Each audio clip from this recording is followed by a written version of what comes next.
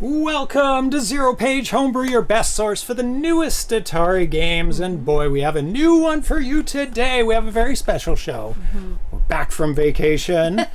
And we will have momentarily John Champeau on the line to talk about his brand new game, Spider's Arcade. Woo! And cats need some catnip.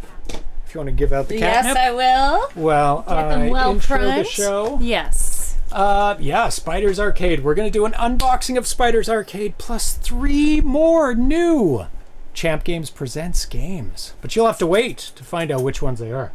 You can guess. You'll probably be able to guess, but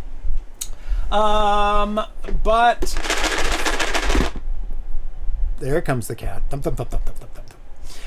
I just want to highlight some shows that are coming up on the show. This coming Tuesday, August 19th, we have a developer spotlight and live interview with Chris Walton, whose game we might be opening tonight as well. Very nice. On September 20th and 21st, we have Atari Age Day 2025 Summer Edition, by the way. That's Saturday and Sunday. So clear your schedule. It's clear. September 27th, we have an exclusive world premiere of a new game that is a secret right now from Carlos Centeno, Raymond C. Nice. Who is in the chat. Nice. And also a special guest. John's cat just walked in front of his screen. We're going to have to see that cat during this stream. Yeah, absolutely. And a special guest as well on that show. Oh. And I can't say the name of the game or the Oh. special guest yet. But you guys will freak out. Okay. Early October, we have a spotlight on Albert Yaruso from Atari Age. Long time coming. Oh my goodness. Plus, PRGE 2025 sneak peek of the releases that will maybe coming out at PRGE. Soon we'll have an interview with Eduardo Mello from Opcode Games and all the new 7800 games he's releasing. We'll soon have an interview with Carl Forhen and an exclusive final version of Wings of Death for the Jaguar, a shooter. Soon we'll have an interview with David Crane, Dan Kitchen, and Gary Kitchen from Audacity Games and have the exclusive world premiere of Poseidon's Gate. New game from David Crane. So, exciting. oh my God. So much the going next on. couple months So much are going going to on. be absolutely insane. And of course, PRGE in October. That's right. We'll be broadcasting live from there. But first, I want to thank the Twitch subscribers, ABD Official, Alnifer, Archie, VDC, Atari 974, Atari Age, Bachman 50, BR, Polka, Brunestad, Chelsea, Donny Mount, Jetla, Sarah Rebo, Danny C, Dave M, DMC, Direct, Dr. Blue Cows, Eric Card, Gamma Dev, Great Offended, Ground Trooper, Hammers Dev, Johnny WC. Who is that? JP Mellophone, Carl G, Caracat, Croco 2600, Veltfer, Lambda Express, Manny T, Mark Yanis, Mark Metalatar, Mick Muse, Micromagic, Mike Soul, Mike Littau, MK Smith, Mr. Zarno, Mr. Fix, Muddy Funster, Nathan Strum. Who is that?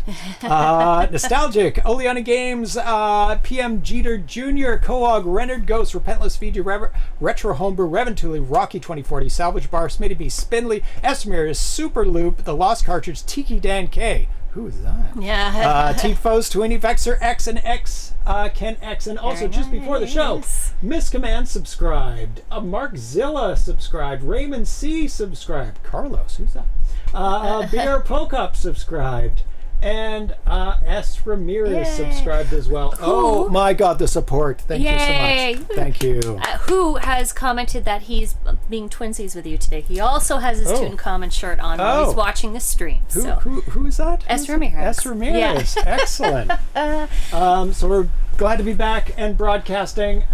So without further ado, we don't want to make him wait too long. We're going to bring on the man of the hour. Yes.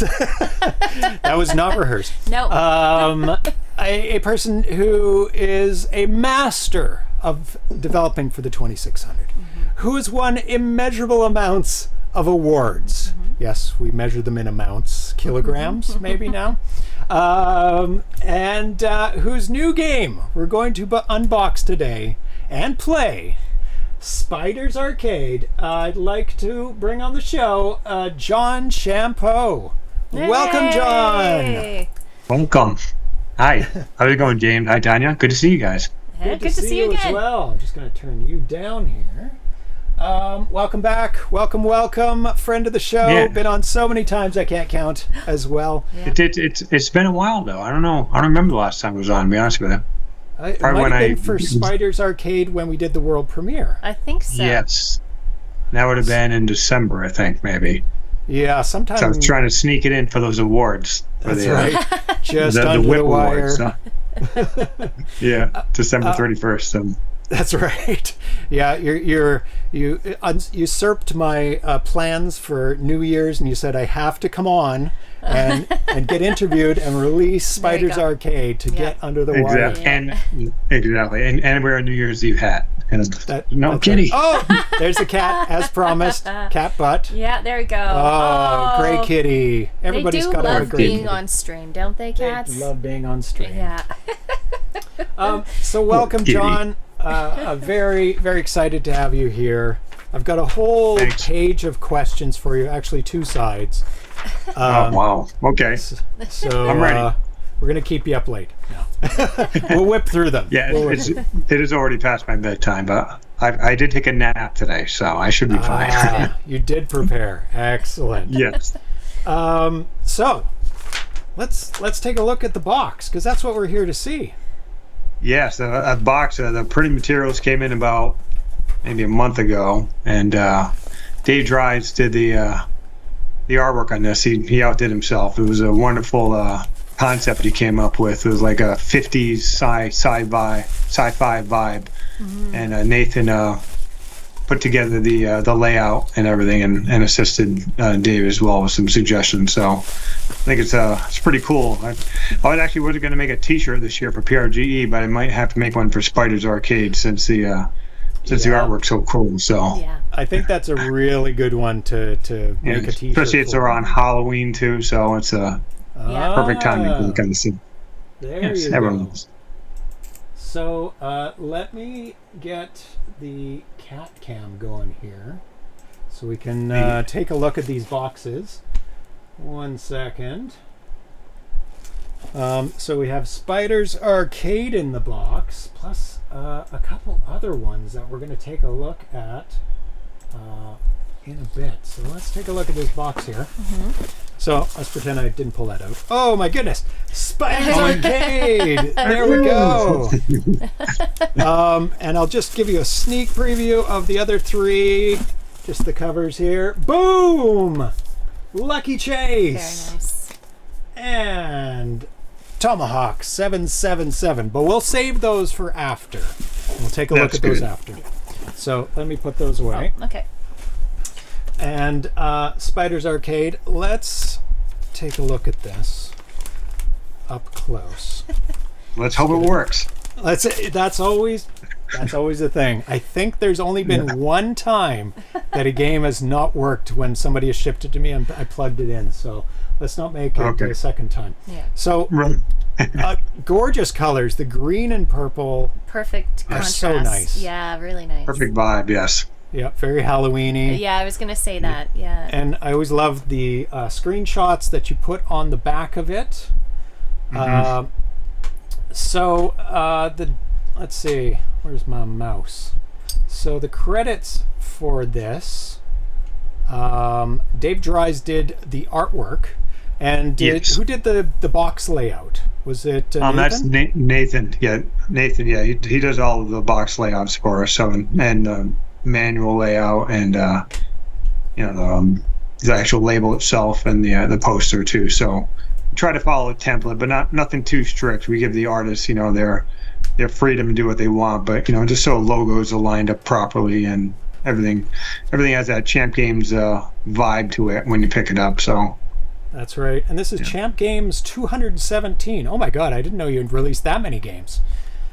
Yeah, well, we actually included Conquest of Mars, the original Ladybug, and Avalanche in this. So that's it's actually, we sell 14 games, but the 3 we didn't. We kind of left empty spaces for those. So so it is this is our 17th release actually. So very nice. And coincidentally, 20 years ago this week, I started my first 2600 game, which was Caverns of Mars. So it's been 20 years I've been doing this. So. 20 years. Oh my goodness! Yeah, I have some questions along those lines later on. Okay. Yes. So that'll be fun. So let's take a look at what's inside this. I hope you didn't pack any real spiders in here. Oh my God! Oh, there are some spiders in here. Okay, cats, you got to keep these away from the cats. No, I know. Yeah. Yes. Yeah. That's why I sent them to you, so my cats won't eat them. More spiders. There's more spiders. It should only be 4. Yeah, it should only be 4 in there. 4 different colors, so they kind of match the. So we've got some black spiders. You want to show the spiders on the camera? Well, we've got 3. Hold them up to the camera. You see them? There you go. Okay. Should be a green one somewhere. There's a light green. Maybe no, a purple one. It's purple. Oh, purple. Is there one still in the box? It sounded like there's something. Oh, let's see. Nope. Maybe just sent 3. Okay, we've got 3. It's all good. We'll look for a purple one later. Okay. So let's take a look at the cartridge here. I was going to say we were tariffed one spider along the way, but anyway. That's right. Yeah, they took one at the border. Yes. So there's the cartridge matching the beautiful cover art on the box. So beautiful. Gorgeous, of course. Crawling to an Atari 2600 near you. Very nice. Yeah. It's got that B-movie science fiction vibe going, so. Yeah, and I think I mentioned it last time. It also reminds me of those horror comics. Yes. I used to collect a lot of horror comics, so really reminded me of that vibe as well. Very. That's probably what Dave was going for. Yeah. Yes, exactly.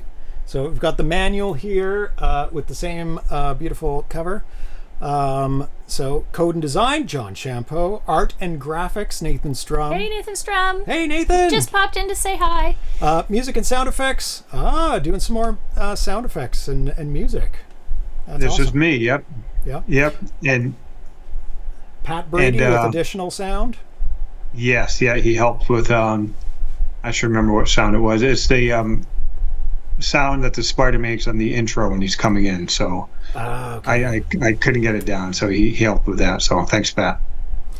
Testing Jurgen Oster, Steve Ramirez, Steve's in the chat, Nathan Withy, McAllister, and Joe Champeau. Yeah, Joe actually loves this game almost more than Robot War, which I didn't think was possible. Every time he comes down, he plays. So he loved it. So it was good. It's a fun game. It's a great shooter, right up my alley. Packaging illustration, Dave Dries. Packaging design, Nathan Strum. There we go. So let's take a quick preview through the manual. There's some text. Not much to see there, unless you can read some fine print.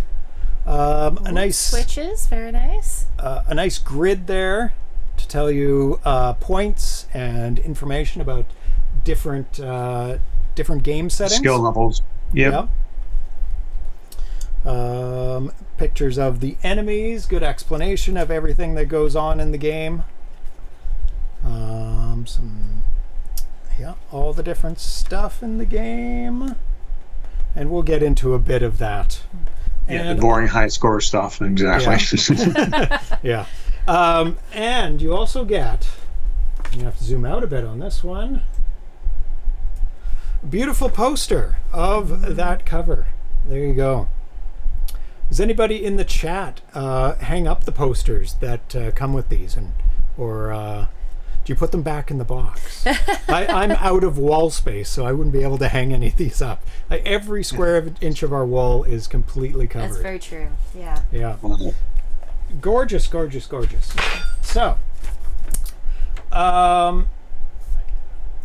so we covered a lot when we had you on the show for the world premiere of the game.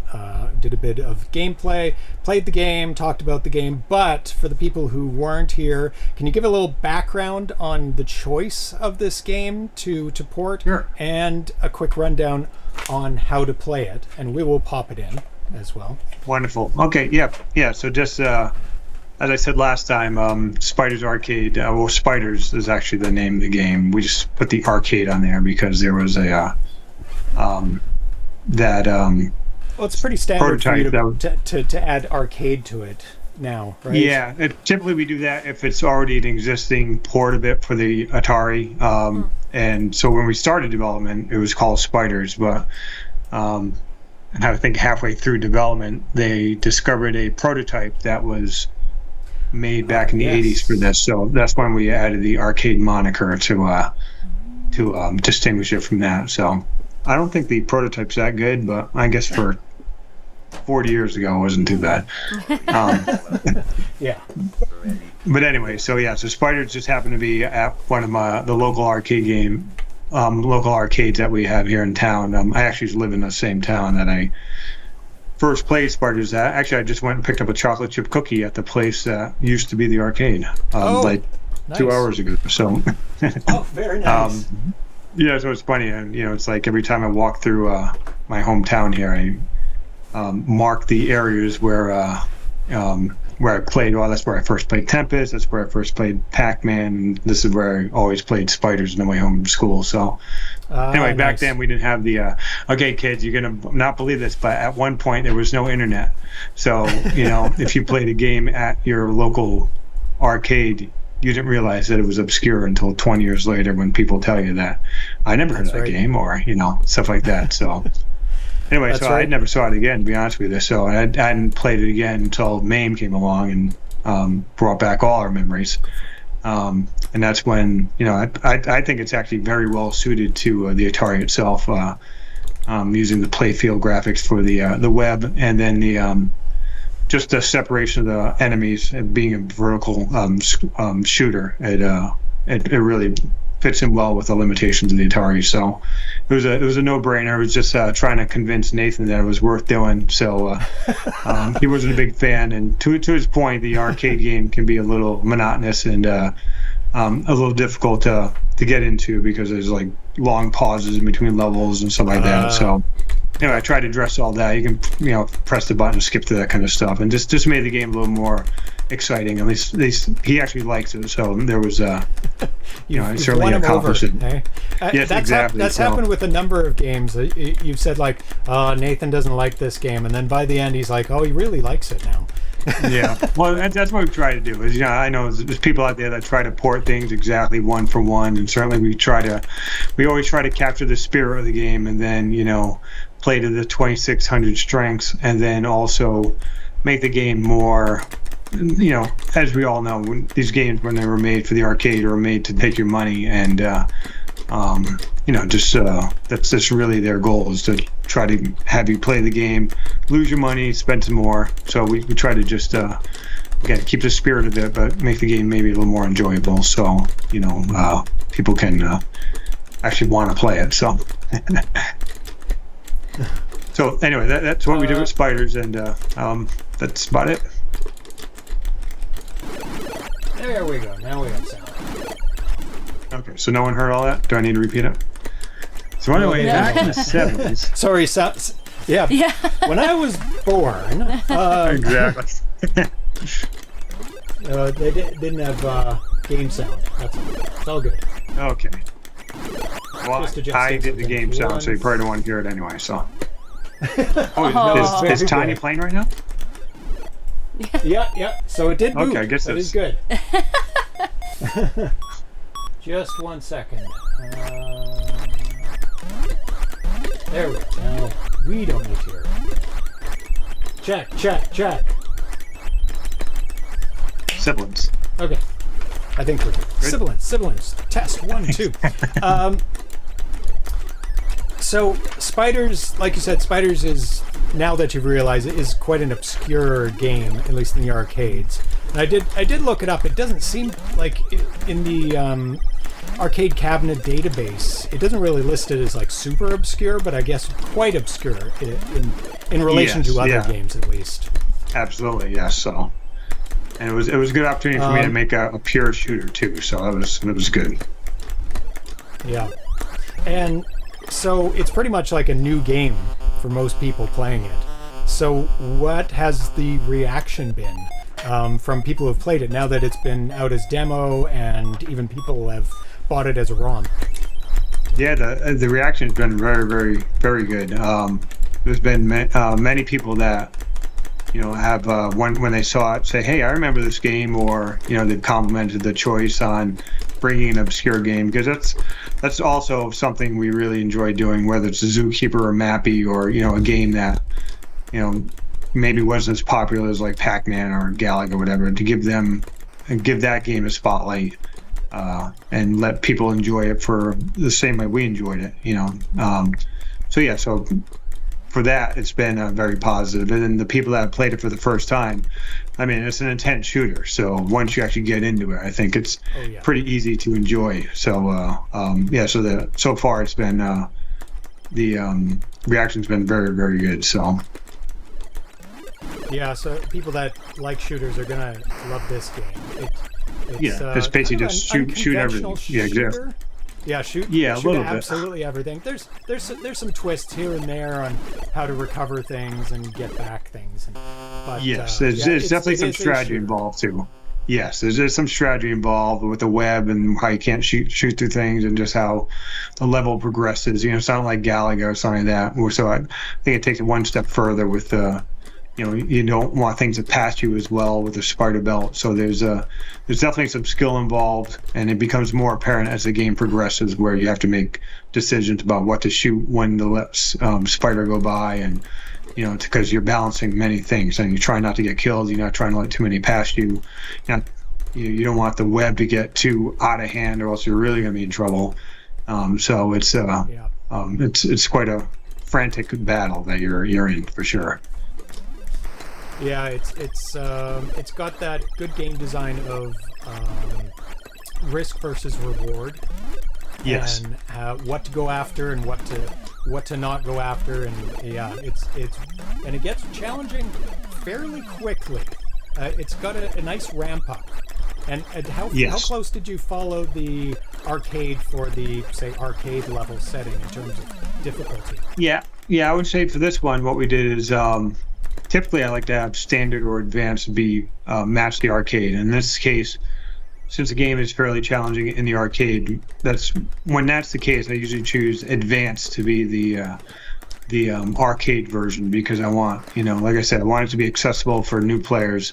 So it matches exactly, as far as I can tell, within the limits. Obviously, the actual arcade game is a vertical scroll shooter, so you have much more real estate between you and the spiders themselves. So obviously we have to tweak it to conform to the limitations of the 2600, or just the orientation of the screen.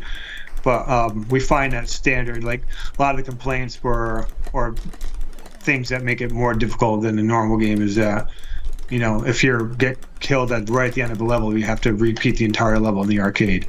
So for the standard, we have it so that if you at least complete a quarter of the level, you only have to complete 3/4 of the level the next time you get killed. And for novice, if you can complete half the level, if you get killed after that, you only have to complete another half to advance to the next level. So just little things like that make the game, in my opinion, more enjoyable. Yeah, exactly. It's not just for hardcore guys that want to go there and really challenge themselves. It's also a game that can be enjoyed and have a little fun with it too, without immediately getting thrown into this panic of there's 600 spiders attacking me now. Now I'm going to.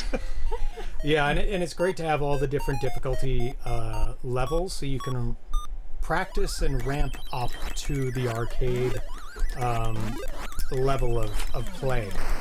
I still have not seen this in the arcade, but hopefully one day I will. Have you seen it in any arcade since your childhood? No, I have not, which is hard to believe. Because I've even been up to Fun Spot, which is a huge arcade up in New Hampshire that has, it's world famous for having like 200 games, and it wasn't up there. So it's I'm sure it's somewhere, and I'd love to track one down one day, because it's interesting doing the research for like the artwork. We found like there's like, for such an obscure game, there's many label variants or marquee variants, as we would say. And we end up choosing one to go with, to say, okay, we want it to be similar to this one, because that's the one I remembered anyway. So And who knows, maybe it wasn't even the same one, but it's the one I like the best. That's what we focused on. So yeah. So hopefully one day, if anyone knows on the chat where there's one or whatever, I'd love to see just a picture of the cabinet. It'd be kind of cool. So after all these years, it's like a lost son, you know. Yeah. You can give it a big hug. Yeah, exactly. So there's a demo of this game posted on the Champ Games website alongside the demos for all of your other games, and I think it's really great option you give people to try out your games before buying them. What do you normally limit demos to ensure people get like a good taste for the game, but not so much that they wouldn't buy it? They'd be just like playing the demo over and over again. Yeah, usually what we do is, typically a Champ game will have 4 skill levels, novice, standard, advanced, and challenge. So usually we'll just include novice and standard. So that's usually the first thing off the bat. So again, we try not to limit these demos so to punish people. It's more to reward the people that support us. So it's we try to turn it into something positive. But yeah, that's usually what we do. And then if there's like any like minor things, like for example, one thing we added, what I'll usually do for testers is I'll add on a option to choose the starting level. Just so they can jump to a specific level to test difficulty ramping. And if it makes sense for the game, I'll keep it in there. So the full version, you can start from level 1 to 8. But you don't get to see, I know we haven't talked about the Space Mona Lisa yet. It doesn't give you any additional games, yeah, craziness. it doesn't jump you ahead to see those, but at least gives you, so if you want to jump to level 8 right in the thick of the battle, you can do that. So that's something you get also. And then high score saving as well. And we usually do the high score saving just because one, so it's a selling point, but also because the demo is never the final version, so we don't want people recording high scores for a demo of the game where the ramp up, because we're usually we had a great set of testers for this game, like we usually do. Jurgen and Steve and Nathan Withy, McAllister, and my son Joe, and so this game went through a lot of rounds of tweaking and saying, okay, this is too easy, this is too hard, blah blah blah. So we really feel like we nailed the difficulty progression with this one. Nathan Strum too obviously does testing, but usually I like to keep him doing graphics. So, but he's keep him on task. Yes, exactly. So yeah, so it's definitely if you'd like to support us and buy even just the downloaded ROM, you certainly, in my opinion, get your money's worth, because you get all those extra features. So anyway, so. And if I know the community, they like having a physical copy, so they can yes, which is good. Which is great. Yeah, because that always makes me much happy. I mean, the ROM is good. I'm glad we get to offer that. We offer it day one too. It's not one of those things where we say, well, you gotta wait 6 months, even though I know typically you want to do that so you can recoup some of your upfront costs for all the printing materials, but at this point, it's just like, we want people just to play it as soon as they can. So you can buy it as a ROM, you can buy a box, you can buy it without a box, and save a little money too. So it's again, we make these games for people to play it, and we just want we want people to be able to play them as soon as they can. So so now that the full version has been released and people have already downloaded it and loaded it, what kind of special options and Champ Games and bonuses have you included into the full game? Yeah, well, the biggest thing would be the challenge mode, which I don't think anyone's played unless you were a tester or you bought the game already, because we've already delivered a bunch of full ROMs, and we even were able to, even though we're a little short on boards right now, we were able to ship out a few copies of the game. So there's lucky 8 or 9 people that have gotten the game, and we'll be shipping out more soon. Actually, I just heard from Fred. So the boards are on their way. So patience, everyone, and I appreciate it. But yeah, so challenge mode is probably the biggest one. So probably the biggest ding against spiders from Nathan, and I tend to agree, is that the game itself can be a little repetitive. Even though there's a lot going on, it's basically the same thing going on, and there's definitely some variety there. But like most of the games in that era, it was there was only certain things that they could afford to squeeze into the game. But now that we have this ARM chip and more ROM than they probably did, we've had this challenge mode, which has additional enemies, has power-ups, and other features that we've gotten a lot of good feedback from the testers, and it really seems to give the game a new life, and certainly extends its replayability. So it's probably the biggest thing right there. So people are saying they can't hear me over the game, which things are being weird on my end. Who made that sound? It's too loud. Oh, that was me. Sorry. So let me just, if you could stop playing. Because there's noises in the game. Oh. And I need to Can it fix the pause? microphone. Yes, you got to What's flip the the pause color button? black and white. That color black and white awesome. thing. And then don't press any buttons because it'll unpause. Okay, So- thank you. Just hold Yeah. for a second, John, and I'm going to test the... Oh, yeah. Something is making a lot of noise Is it in the the fan? microphone. Yeah, maybe aim that down. This fan or Aim that it down. fan? That one. This? Yep. Or put it on the ground. Just aim it way down. You can manually move it down. Check. Oh, that's way better. It's the fan. Check, check, check, check, check, check. Test, test, test. Okay. Fan was making a ton of noise. Is that better? Is it better or is it worse? It's much better. Yeah. I turned it down, but Okay. are you sure? Yeah, it's Okay. actually cooler now. Sorry, Excellent. John. Audio things. Yeah. And also, you're way out of sync for us. I don't know if you're out of sync for everyone else, but let me just refresh you. Just do some maintenance here. Okay. Now we're probably better. Say test. Yes. Okay, we're way out of sync. That's okay. We're going to live with that. We fixed the audio issues, I think. Let everybody let me know if it's all good. Now we're going to get Tanya to jump back into the game. Go, go, go! You can just press the Come button on, to unpause. It's Oh, couch that's compliant. good. Unpause is couch Oh. compliant. So, Excellent. and that's true for all champ games. Oh, when you pause it, you can press the button. You can pause it to unpause. That way you can be ready to go and you hit the button. That's how it Pause, should be. we couldn't- That's excellent. Yeah, we couldn't make pause couch compliant, but we could do the other one. So. Yep, it did it the best way possible until there's a whole Yes. bunch more buttons on the 2600 joystick. Yep. So I'm going to get into some distribution questions because we have a whole bunch of distributors that we're going to be talking to coming up on the Oh, show. wonderful.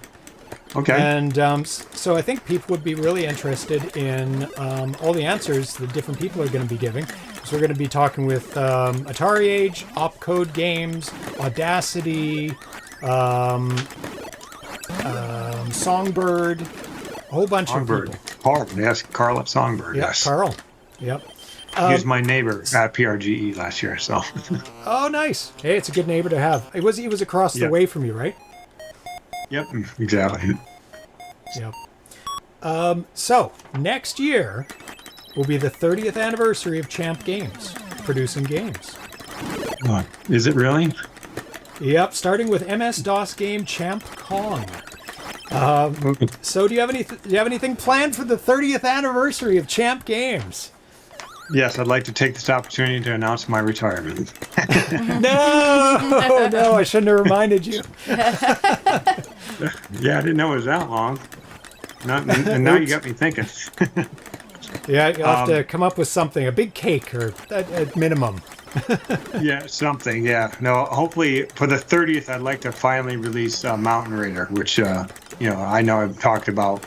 It's like my screenplay. I've been working on since I was 14. So we have started it. Right. So Nathan and I started it. So yeah. Yes. So that's probably gonna be the big thing is I want to finally release that game. But as far as anything else, probably.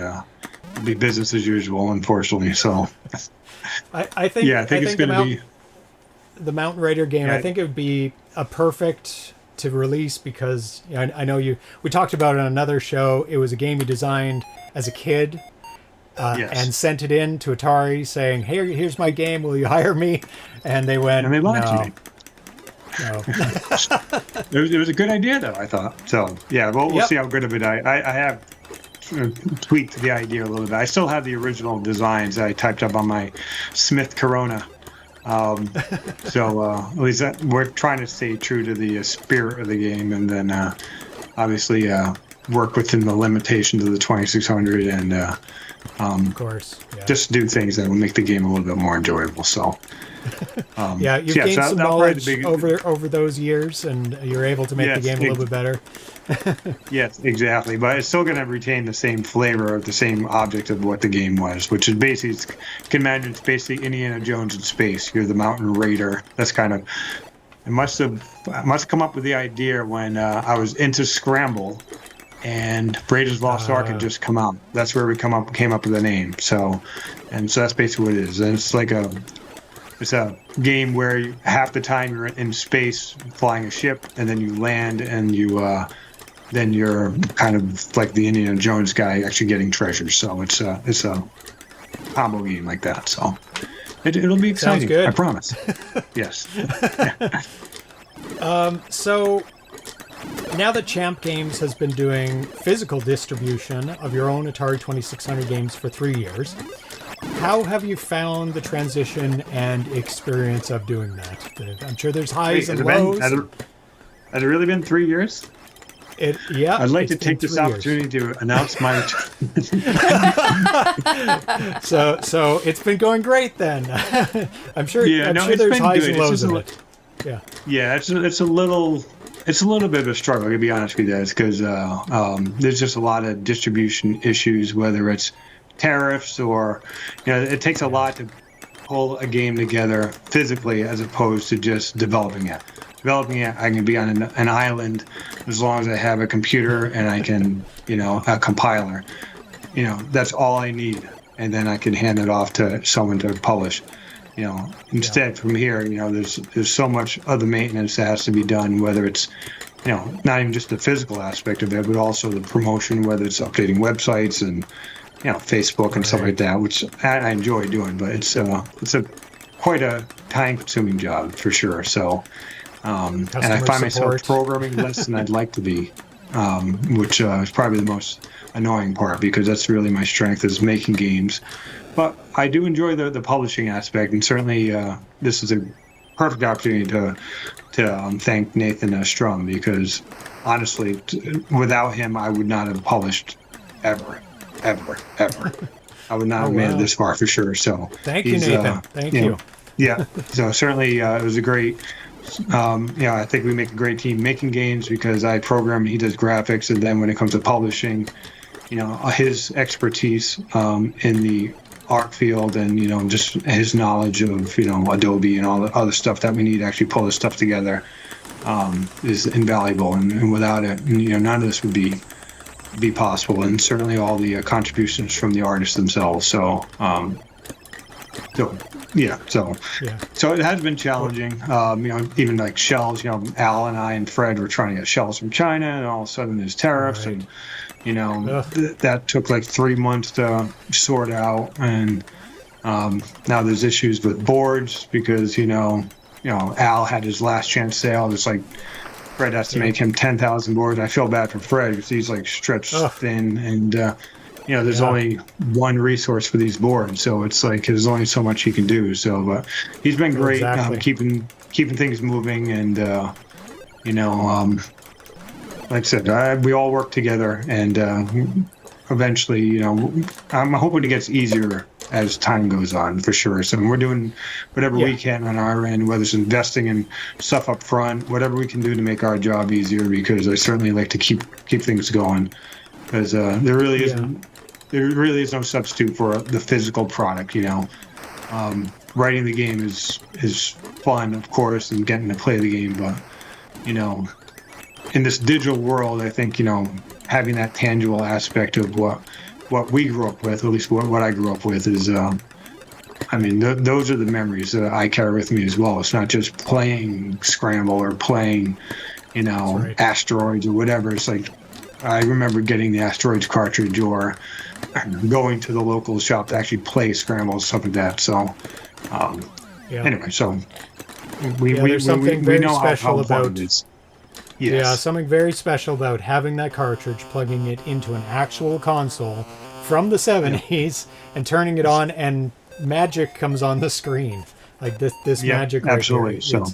So yeah, the community is growing larger and larger, so there's going to be, more and more strains put on the resources of the people that are able to do it, like yourself and Fred and Alan and the community that puts together this kind of stuff, and as it expands, it's I'm sure it'll get more and more streamlined as time goes on.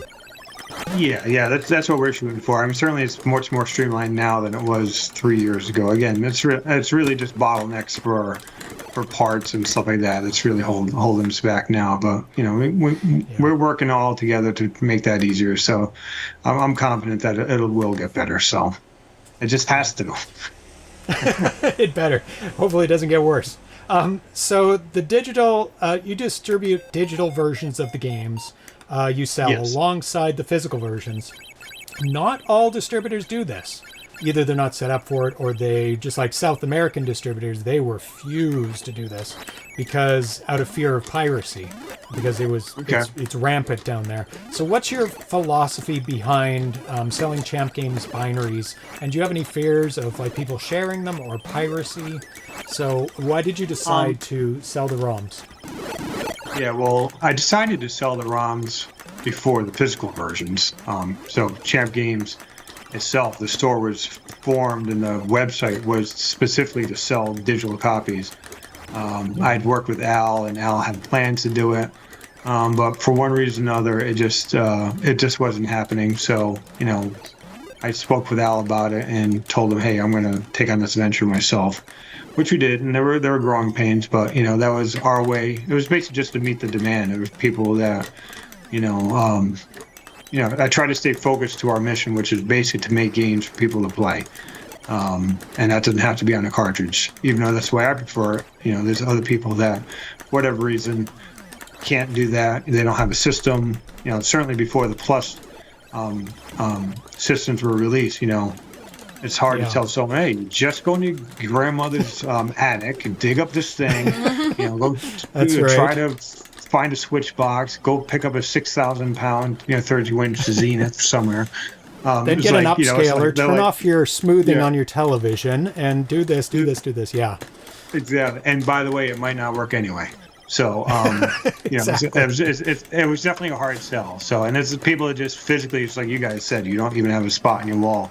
There's people that don't have, they live in apartments, or they don't have, they just don't have room, to do that. So, anyway, so that's why we offered it. And so it's just natural when we started selling the physical copies to say, okay, let's give a deal where if someone buys the physical and the digital at the same time, you can add it right to the cart, click at it as an option, and get a discount, stuff like that. So, and some people, they're collectors, so they don't even want to touch the physical version. They just want it under glass. You don't even want to point at it. It's there. That's true. Okay. Yeah. And then you put the great Harmony card that Fred designed. That's a convenience way for people to enjoy the games as well. So that's right. Yeah. So that's my philosophy. And as far as pirate, just to quickly touch upon the piracy thing, it's like a good pirate is going to steal whatever they want. That's the way I see it. So people have morals, and people, if they don't want to share, or if people think something is wrong or right, you're not going to change that. So, we put a little stamp on each ROM to track it down, just to give people more sense of ownership than fear. Not that there's any fear, like what's really going to happen, like I'm going to quit my job and go, do like a Taken type situation, and track them down in Nicaragua or something. No, it's like whatever. That will happen. But yeah, it's just basically.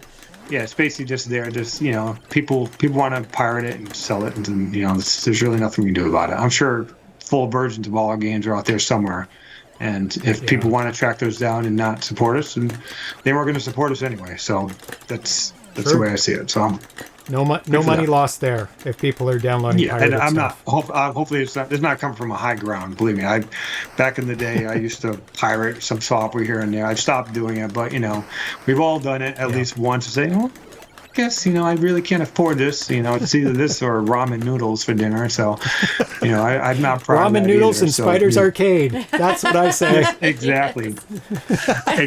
So, it's a little bit different at our age range, where we don't have to make that choice usually. When I make a lot of purchases. I was like, yes, exactly. When I was 18, I was like, well, I really want to play this game. I can't afford it. Maybe I didn't make the best decisions back then, but here we are, 58, and that's right. Yeah. Mark Zilla says, good shot on the Super Web, Tanya. Oh. I don't know when that was, but good shot anyway. Thank you. So you started publishing games last year for other developers under the Champ Games Presents banner, including Star Castle Arcade, Ruby Q, Juno First, The End, Boom, Lucky Chase, and Tomahawk 77. I think you missed Stratovox too. Oh, I did. Stratovox. Including. So others, many, many, many others. I apparently didn't finish this question, but how has that experience been helping others get their games out there? It's been great, actually. It's been a wonderful collaboration, like getting to work with these developers, Carlos, Chris, Silvio. It's been great, and we're working with some new ones right now as well. So it's been wonderful just being collaborative. Also being a developer, it's nice on my end. So we're not just publishing. I actually help as much as I can from a development standpoint. If there's things that have to be done, whether it's even something as simple as throwing in the Champ Games logo at the beginning, just to help complete the games. 'Cause I know how difficult it is to see a project to its completion. So we've done it 17 times, but 17 times gets a little bit easier as you go along, because you just get to this mindset where I personally like the last 10% now, because it makes me feel like, okay, I'm at the end. It's like so it's good to pass it on to other developers that may be struggling to complete a task, and give them some focus and have them make decisions that maybe I've already learned from, and just be able to bring those games back, especially the ones that were removed from the Atari store previously, just to give those a second life. Juno First is like one of my favorite shooters of all time, and that one so actually good. Significantly, it's been, and that was released originally in 2008, so just giving it a second life. I know you touched upon before that the retro game community is exploding, and I've been involved in it for almost 30 years, just a retro gaming Atari scene. 1999, I think, is when I got back into it. And at this point, you would think that it would be like waning, but it's actually, with Atari getting on board, in the Plus systems, it's actually getting bigger. So there's people that have never seen Juno First. So Juno First, we've actually sold tons of copies, more than Chris ever anticipated. I had to order more. We sold out almost immediately. Same thing for Star Castle Arcade. Two great games. Another one by Chris and Tom Yent. So, and then just like Ruby Q, that Silvio did a great job on that one, and that only saw limited time in the store. It was only in there for a few months. Same thing for Carlos's games, The End and Stratovox. So, giving them a second life, giving people a chance. Even though obviously the last chance sale, that was very nice of Hal to allow. Because he basically had to give up 2 years of his life to give those orders to people. But he did his best to give people that chance. But believe it or not, there's still people out there that are looking for those games. So it's and now moving forward, there's games that would probably be frowned upon if they were added to the Atari Age store. It's probably the best way to say it. So so we're giving them an opportunity to, whether it's Boom or, some Carlos's games like Lucky Chase, which is Lock and Chase or whatever. So just like Eduardo was doing for the 7800 games as well. Yes, exactly. So it's been a wonderful experience all around. So. It's good to, obviously we work with developers and, we compensate them, I think, fairly well for their work as well. So the people that support us by buying them games are supporting them as well. And I know they really appreciate it. So, and I share with them all, it's very transparent how many sales they have, things like that. So it's good to see a team get excited and everyone get excited about the successes of everyone. So. Yeah. So Tanya's playing challenge mode. It's insane. It's insane. Well, there's so much going on. And then there's a lot more baddies coming down. Different ones. I was like, what's this? What? It's splitting in half now. That's awesome. There's a lot of stuff going on. You got to collect those power-ups, exactly. So. Yeah, you can steer your shots. It's awesome. Is that what it is? Yeah, you can steer them. I didn't even notice that. The yellow depends. one that comes down. Yeah, there's like four different power-ups, and there's other ways you can like freeze them all, and it's kind of cool. So yeah, I have to read up on that. So don't go too depth with this next one, but can you step us through the process of putting out both your own games and other people's games from inception to shipping the games out the door? What are the main steps to get that done? Okay, first, do you want from the development, like inception? You might as well do it with yours, because other people's development will be coming in at a different stage, but yours will be like really early. Exactly. Okay, well, typically what happens is I wake up from a fever dream and I say, I want to make this game. It's usually how it starts, believe it or not. And I get up in that morning and I say, I'm going to put together a proof of concept because I think this game is going to be suit well on the 2600 and it's something that I'm inspired to do. So that's usually how it comes. It's usually because I've had Mexican the night before, but who knows? It could be anything. Anyway, that's kind of what happened with Spider. I just woke up one day and said, I've been thinking about this game for 30 years, and I think it's going to fit well with, so I'm going to get something together enough to entice Nathan and hopefully not scare him away. And I'll put in the graphics, make them bad enough so that he feels like he has to step in and fix them. So all the secrets are coming out now. Yes, exactly. So that's always step one. So I get a proof of concept that I feel comfortable with, and then I share it with him. It's usually I come up with some kind of clever subject. For this one, I said, along came a spider, and that was the subject. So then he's spiders. Then he usually, Nathan always comes back with a wisecrack, checks calendar, April 1st, no, blah blah blah. So so we have a good joke about it, and then from there, if he's on board, I've done this a ton of times, so it's not 100% success rate. It's more like 30% because there's a bunch that we kind of put on the side. But anyway, so then he'll throw some graphics together, and then we'll look for some sound guys. And what's been happening is I'll take on the sounds at this point, but it's there's sound guys involved. And then once the game gets close enough to playability, that's when I contact you, and we have some kind of reveal on ZeroPage Homebrew. And we gauge interest, we announce on Facebook, and then from there we estimate when we think it's going to get done. Then we look for an artist that we think can contribute to the final packaging. That's been usually Dave Dries or Nathan will take it on, Dave Exton, stuff like that. So that's it, really. And then we just kind of plan when it's going to be done, and then we lump it up, kind of like what Al does to save costs. We try to lump that in with other releases, reprints or whatever. That's kind of what we're doing now. The first time was reprints of old games, and now it's reprints of games that are running low stock on, and and that's it. And then we pull in a testers club about 2 months before we're ready to go, and that's how we start tweaking the difficulty ramping. And then challenge mode is usually done last, but not too late in the cycle because we want to have things done for the manual, and I really enjoy that part of the. It's kind of like the champ mode I used to have in my old games, where it's a way for me to be creative and add new features and stuff like that, and then we get feedback from the testers and Nathan and stuff like that, and that's become a good standard that we've added to the last 4 or 5 games, and we plan on continuing that going forward. So. And that's it. And then, before you know how long is that cycle usually? I mean, it varies all the time, but on average, let's say. All depends.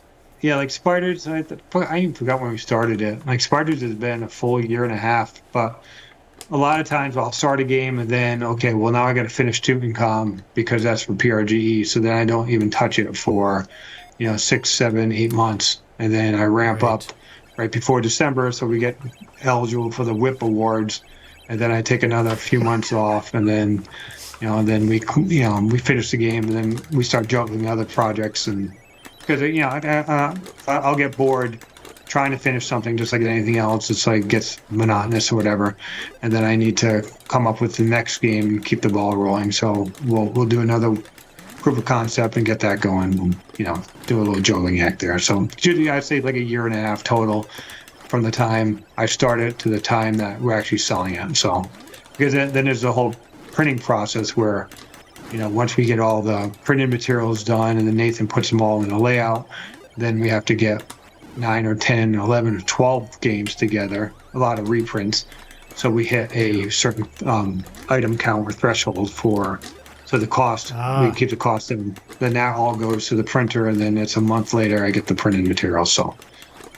That makes sense. It's smart to do reorders while you order a new game or new games. Yes.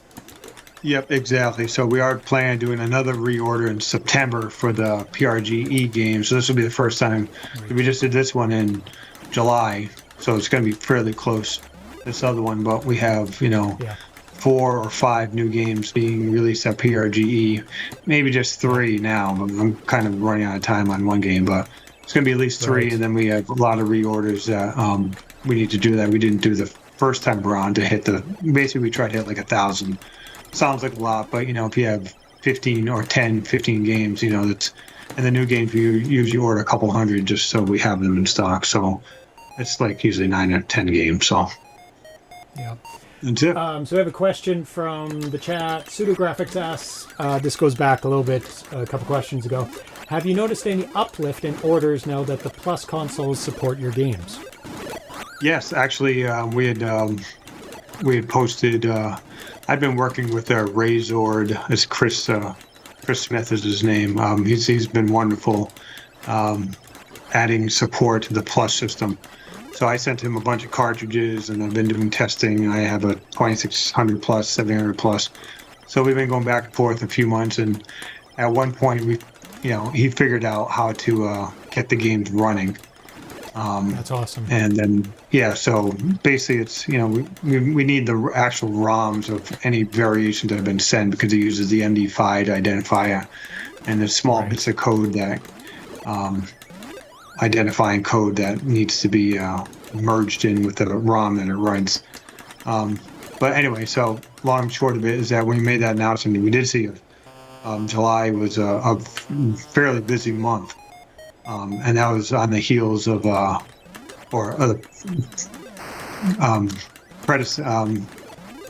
coming before the announcement of these 4 new games.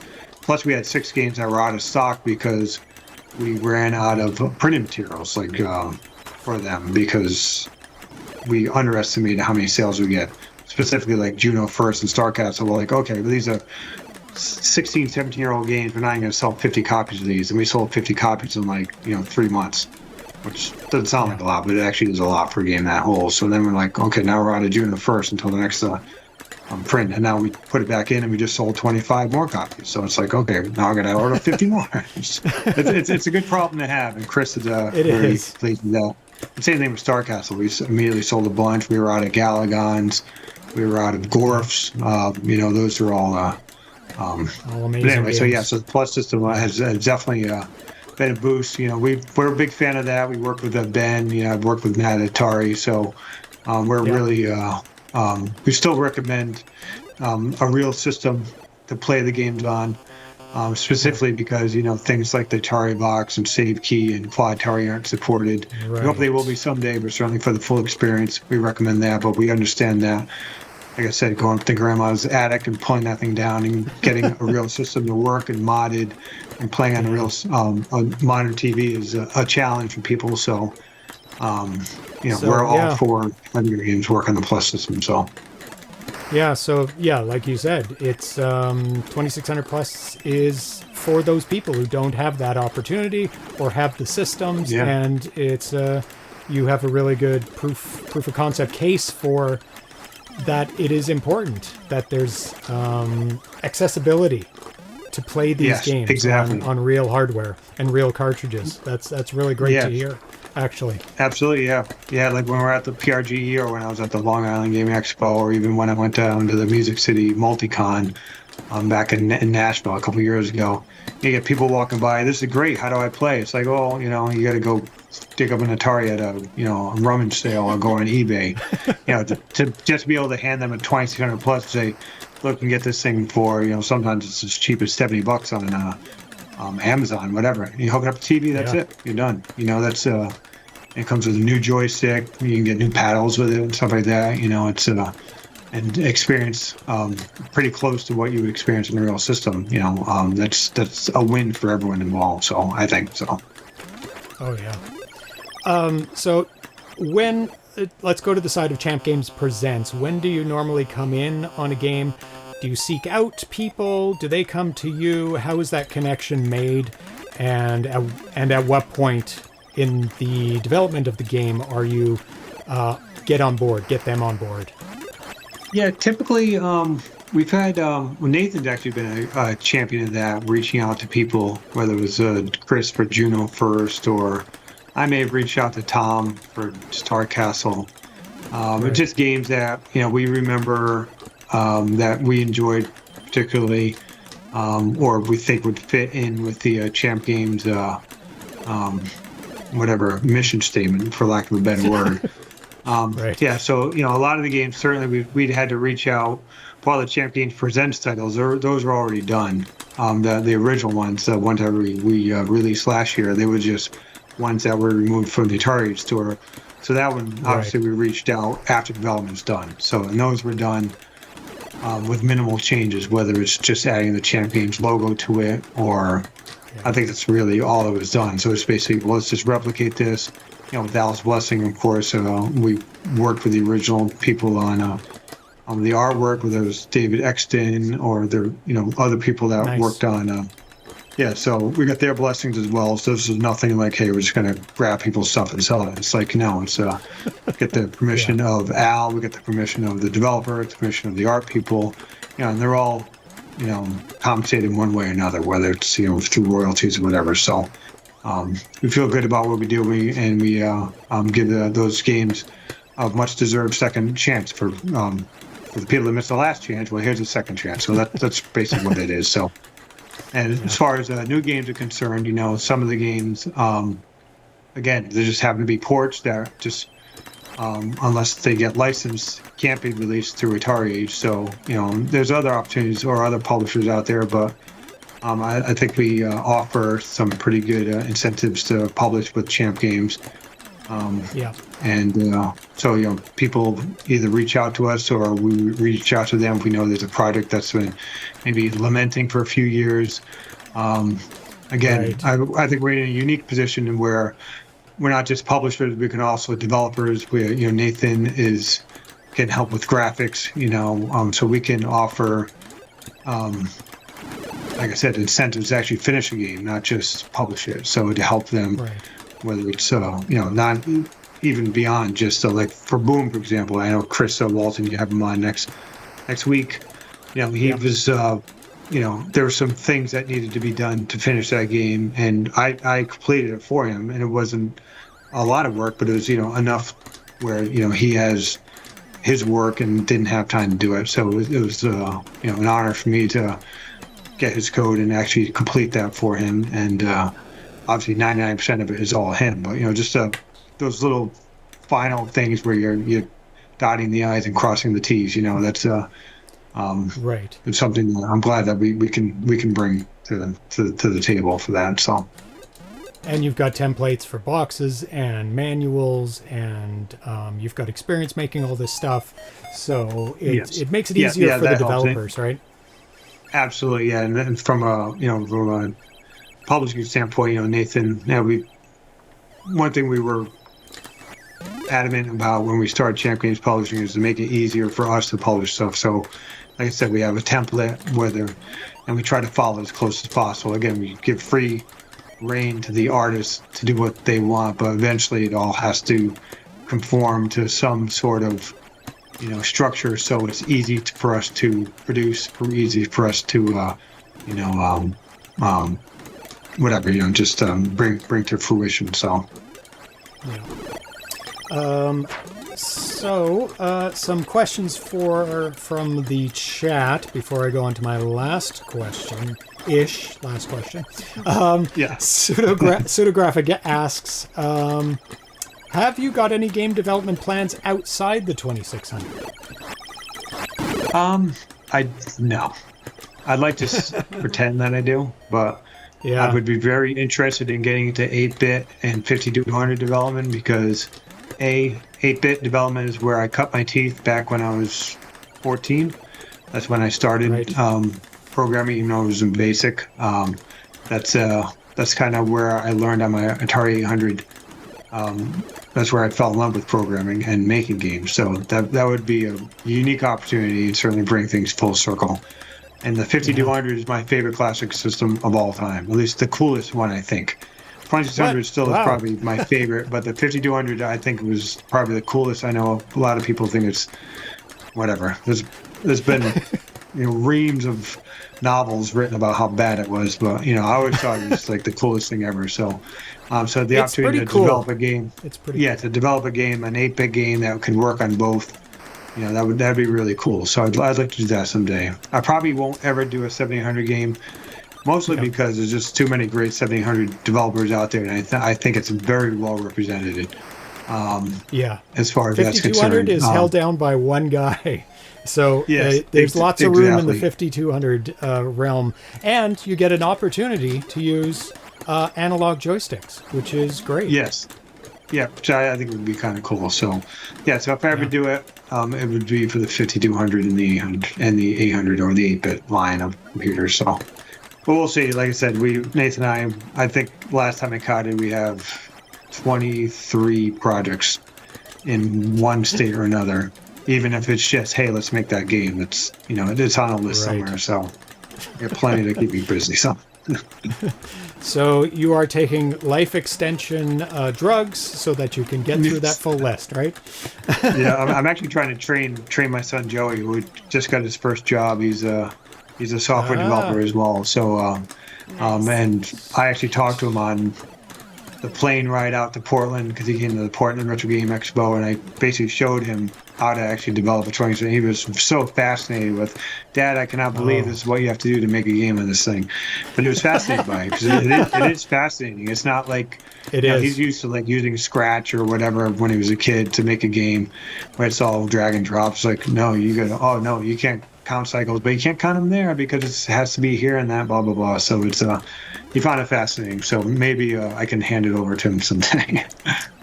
Yeah, and Gamma Dev says also train AI as well at the same time. So you have to take all your code knowledge and upload it into a database so that we can tell it to make a new game using Champ Games experience. That Champ Games engine. Produce 2600. Yeah, the Champ Games engine. There you go.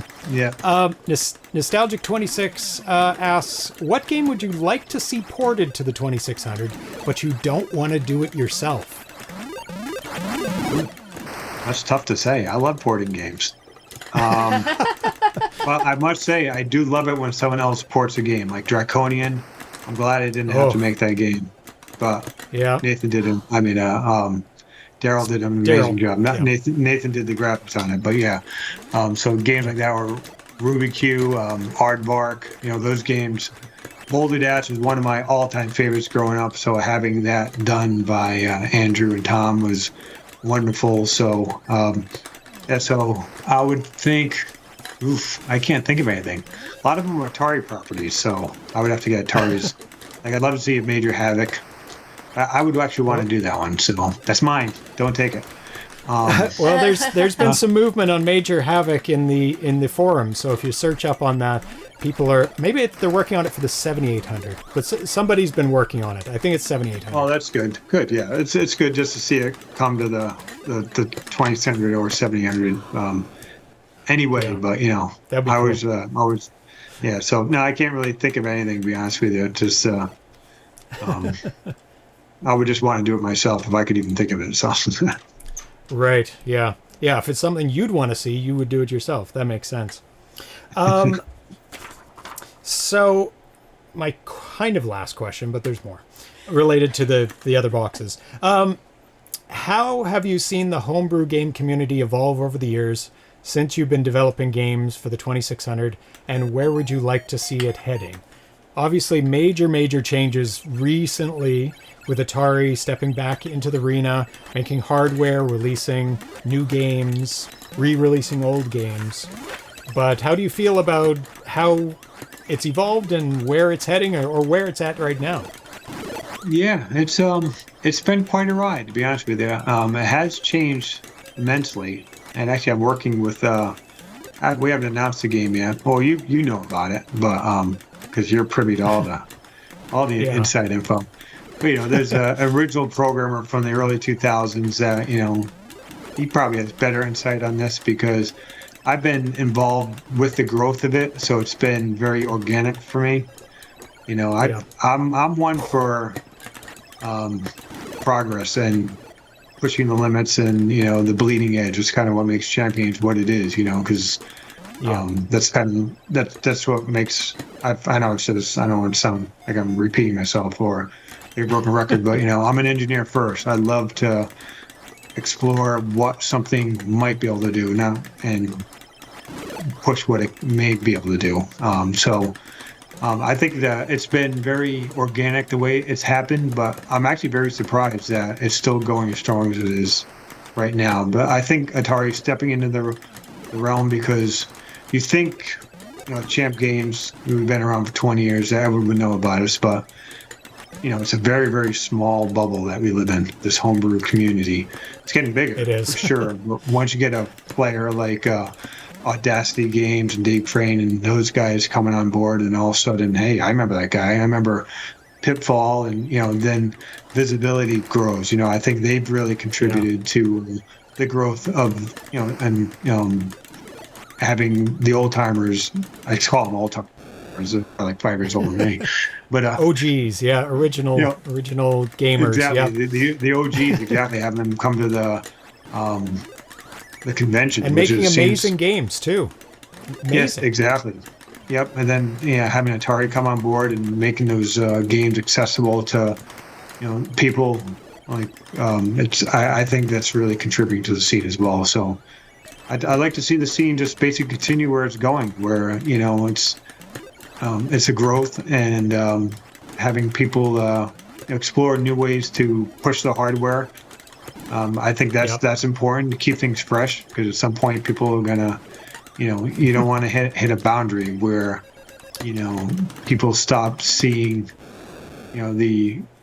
what makes the 2600 unique and why it lasts as long as it did is because its hardware was never 100% exploited. That's why you see games like Surround, and then you saw games like, Secret Quest or Solaris, right. Solaris, whatever it's called, from the really same system. The limits, yeah. Exactly. So I think that's what made it unique. That's what, gave it its lasting power, and it's probably why we're still talking about it here 50 years later, as opposed to, another system that may have gone by the wayside because it hit its peak in 1981 or 82. Is all it could do. Yeah. So, I don't want to pick on the ColecoVision, but the ColecoVision was great for its time. But I haven't really seen much in the ColecoVision outside of the SGM that Right. I was going to say, don't let Opcode Games hear you say that. Yeah, that I wouldn't have seen 40 years ago. It's like it's not a diss against ColecoVision. It's just saying how great it was back then. And obviously the tools today, you can make games in the time that's afforded to people. You can push the hardware a little bit more, and the SGM obviously is a huge upgrade to that as well. Exactly. But anyway, so that's it's kind of just my thoughts on that. So yeah, it's hard to piece it all together, to see where you'd like to see it go. It's like more, better, more games, more hardware, more everything. Yeah, right? Definitely. More developers. I'd definitely like to see. Yeah, exactly. Yeah, more developers would be great. I'd like to see more people embrace the technology. I feel like I'm not on an island, but I still have that vibe. And maybe it's just me personally taking things a little bit personally, but like that kind of cheating still, or taking advantage of something, or right, whatever, not playing the game fairly or whatever, when all I'm really trying to do is just use technology that was developed for this very reason, to push the Atari as far as you can. Okay, well, that's what I'm going to do. And that's I'd love to see other people do it, and I love talking to people about it. So people that want to do that, hit me up on Atari Age or Facebook or whatever, and I'd be glad to share with you everything I know about this, because more games the better, in my opinion. So yeah, and somebody in the chat earlier said, if you're going to teach your son, record the lessons and put it out there. Yes. And I know there's like a CDFJ tutorial group, tutorial and group, or not group, club on the Atari Age forums, and DPC and DPC Plus and CDFJ, all that. So that is helpful, and maybe people don't know about that. Maybe it needs some more exposure, like a YouTube tutorial. I know there's some YouTube tutorials, but not at like the CDFJ level. And, right, exactly. Yeah, that'd probably be helpful. Yeah, at some point, if I ever had time, I always wanted to write like a book, but it would be more about my experiences just with video games, and it would also be a tech discussion as well.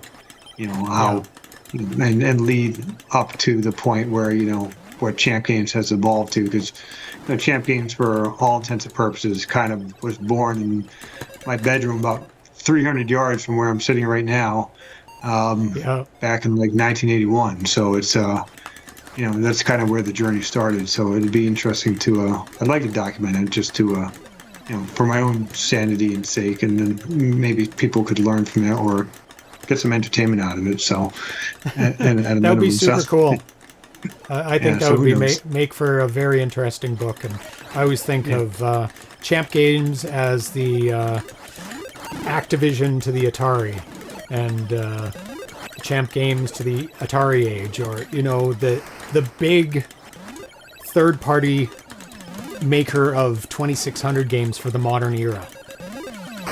Vintage. I'll take that. That's good. Yeah.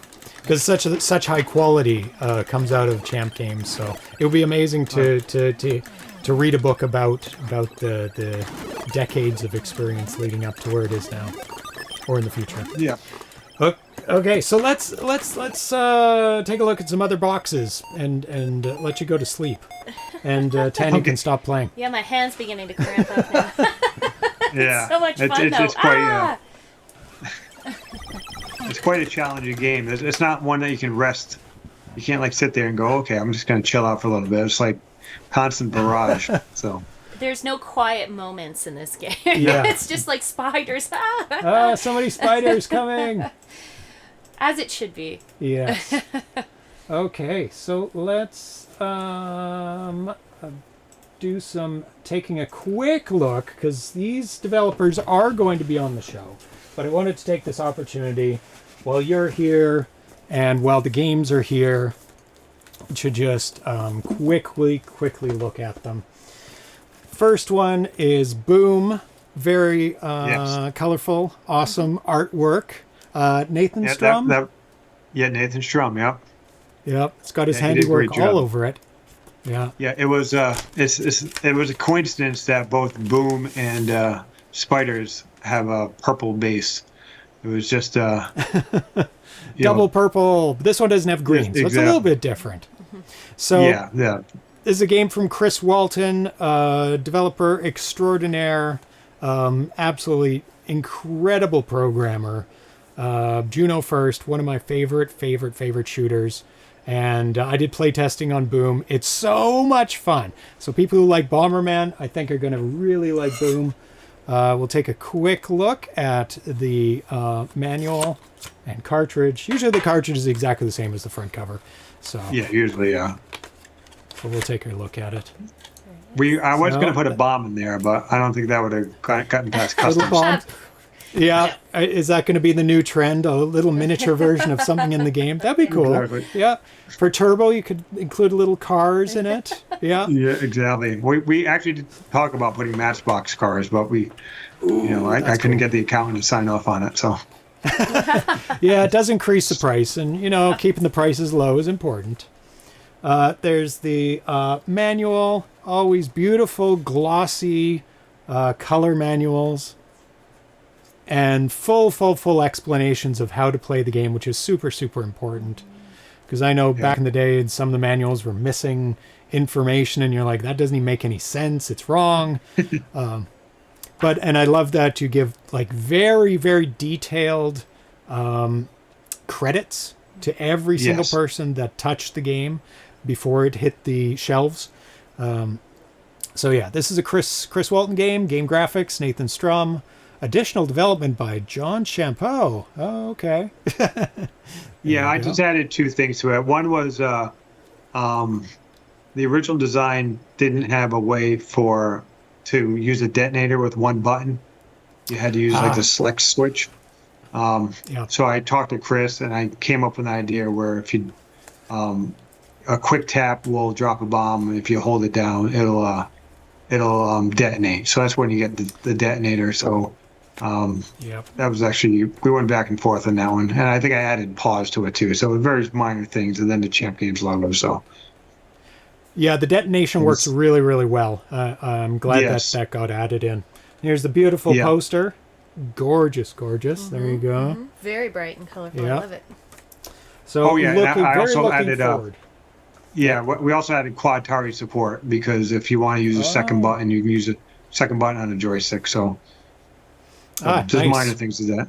And of course it supports 2-button joysticks as well. So quality of life things, making it easier to play, more options. Always good having more options.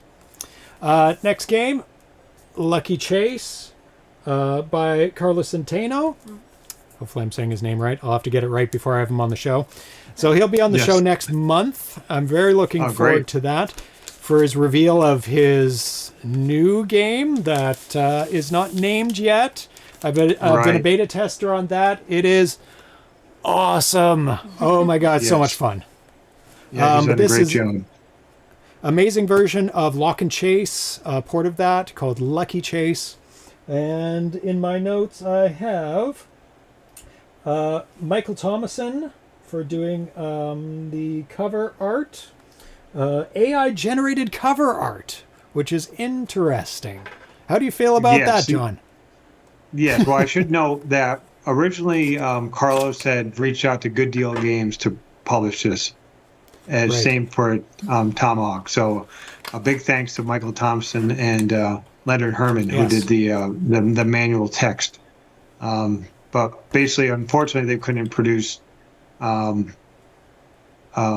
the boards that are needed to run the game. So that's when. So basically, Good Deal Games is a co-publisher or distributor of the game, and we will be actually sending I think 10 copies of each game boxed to Michael to sell at in his store and at Good Deal Games. So they're also going to be a distributor of the game as well. So nice. Big thanks to him, and that Nathan worked on the layout and cleaning up what he needed to clean up. But that certainly helped us immensely getting these games published. So thank you to them. Yeah. Let me zoom in a bit. Beautiful cover art. Always great colors. for the Yes. artwork on the box. They really pop, nice contrast. It's never muddy. Absolutely. The covers that you put out for and box art that you put out for Champ Games games. Very clean. Yes, very, very clean. Another great, simple manual. I mean, it's a very straightforward game, so you don't need as many Yes. instructions. Exactly. Yeah, and Yeah, Good Deal you see- Games logo on the back there. Yeah. Official distributor. Exactly. That's right. Which, I really need to get him those games soon, so I need to send those out. Need to hustle on that. And we've got a poster. And is it kind of a thing that every game will have a poster, or you try to always have a poster? That's nice. Yes, yep, yeah. At this point, it's kind of a mandatory. So once we get it to Nathan Yeah. and we put it through the Champions publishing machine, as we like to call it, everyone gets a poster. We I'll make sure that everyone gets a CGP number on the side. So this one was CGP 7, maybe 07. Yeah, 207. Yep. Yeah, so Boom would have been 6, and Right. Tomahawk will be 8. Yep. 8. Yep. Yes. So we'll move on to Tomahawk 777, another Carlos Centenos. Yep. And I think he's in the chat. I don't know if this is his first look at the boxes as well. Usually Probably, is. yeah. Yeah, I need to send I these always off feel a to little them. bad. Yeah, well, me too, because not too I really want to send these to him at some point. So Yeah. this is a there great it shooter is. too. Yeah, this is another. If you thought Spiders was obscure, wait till you see Tomahawk 777. That's definitely a Bronze Age type of. Carlos picks the most obscure arcade titles and turns them into gold. It's absolutely, he picks the right ones. I like the end is so much fun. Tomahawk is fun. Lucky Chase is not as Stratovox is great. So Lucky Chase is obscure, but it's very fun. So yeah, there's Tomahawk. There Yep. we go.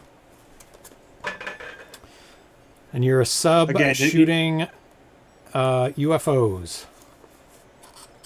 Yes, so it's like similar to like Galaxian, but it has enough variety in it and to make it unique to the shooters of the time. So Yeah, and for this one,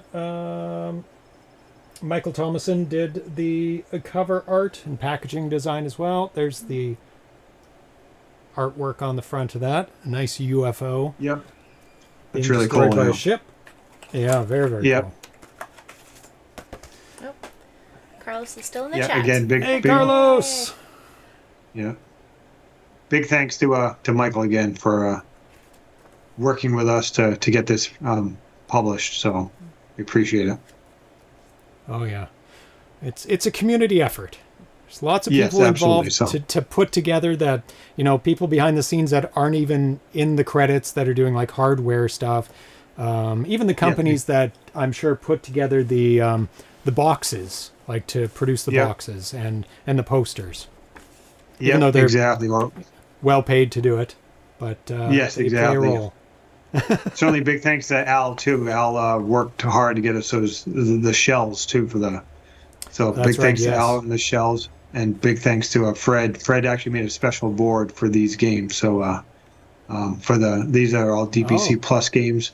So the benefit Nice. there is that they work on the Plus systems without firmware updates, at least the 7800 Plus. So I should mention that version 2015 of the firmware, which is being worked on by Chris, aka Razord,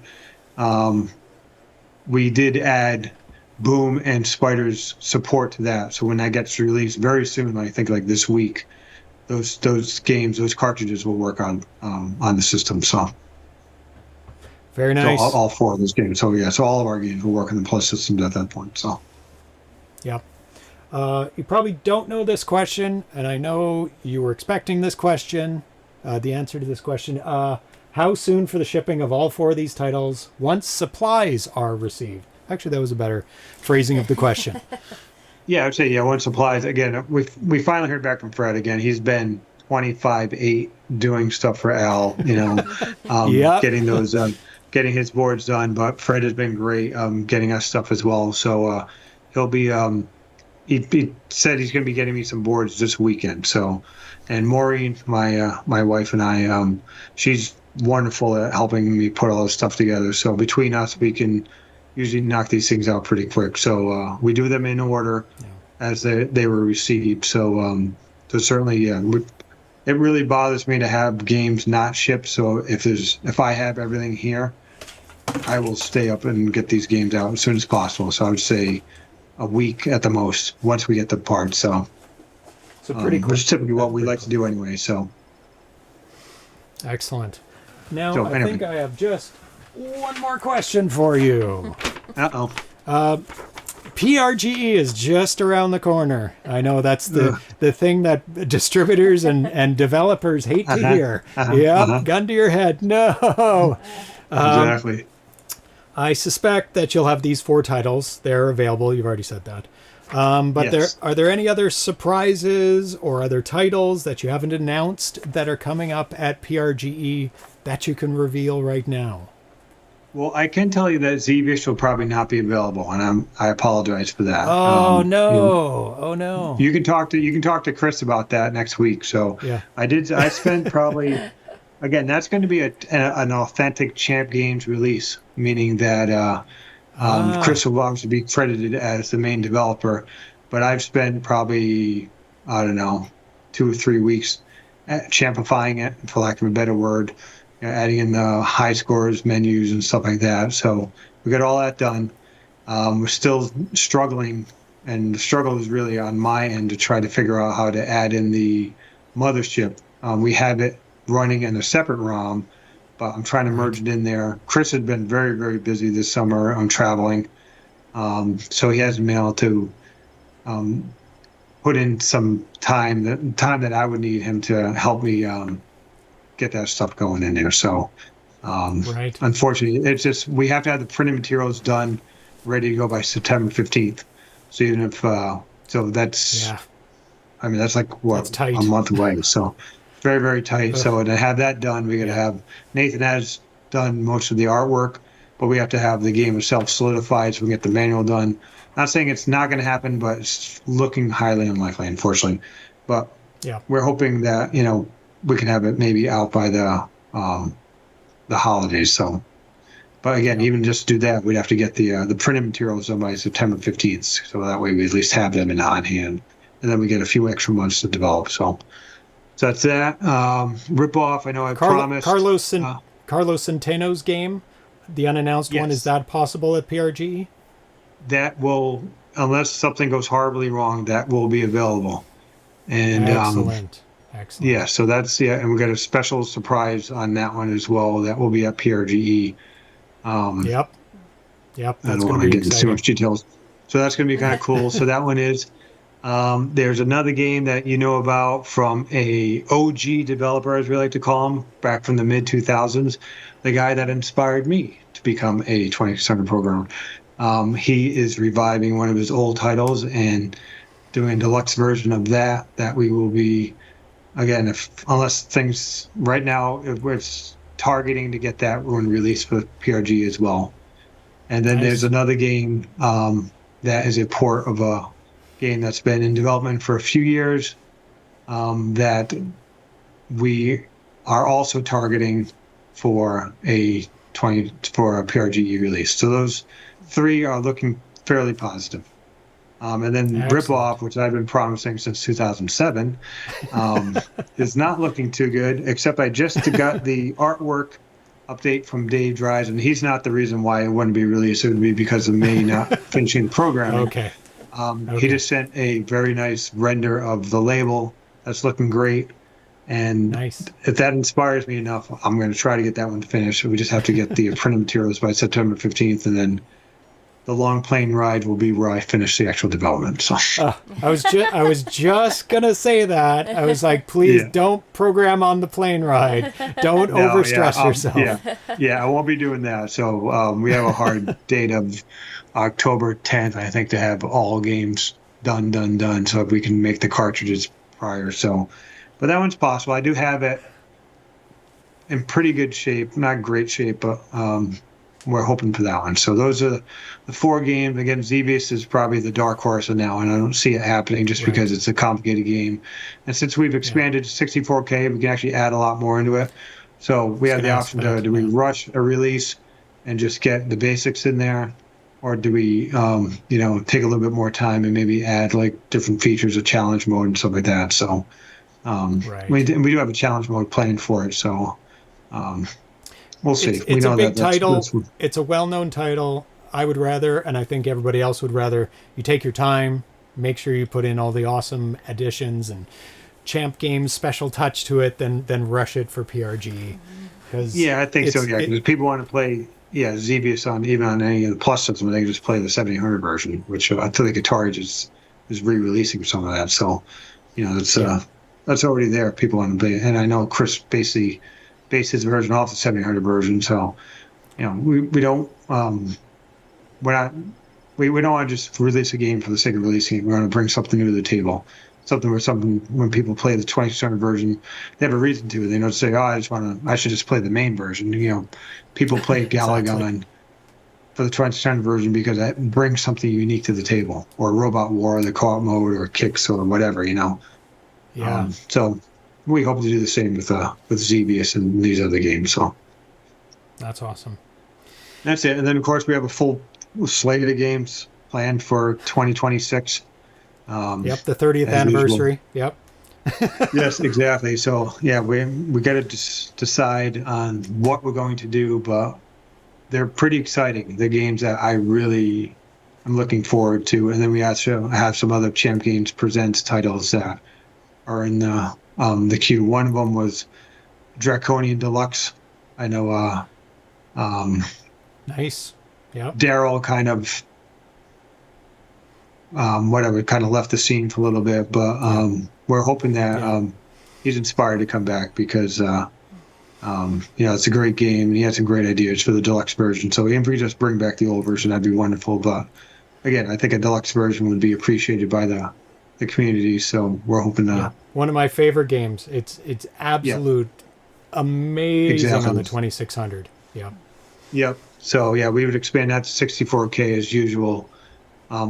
Because and add things like, you know, save key support, things that you couldn't fit in the 32K version, you know, higher sampling rate for the voices and, you know, some other more sectors and stuff like that. So I think it would be a really cool addition. So we'll see how it goes. So, you know. As long as my design sector is still in there, I'll be happy. Yes, exactly. It'd be new ones for sure. So, yeah. Well, I'm out of questions, and I've kept you up way too late, way past your bedtime. Yes, this is way past my bedtime. Yeah, tomorrow's an early day too for me too. So. Oh no. But, oh no. Okay. It's been great to see you guys. So, and I appreciate you guys taking the time. And apologies for the delay starting up. It's like, it's no problem. You know, I'm supposed to be a nerd and know how to do all this stuff, but it's like, you know, the microphone doesn't work or whatever. Computers don't cooperate no matter what you do, no matter how smart you are. It's like, why now? Yeah. Why this? It always works. And I have to go live. It's terrible. Yeah. The fun of doing things live is great. But yeah, thank you so much for coming on the show again and giving us the honor of showing off your games first to the public.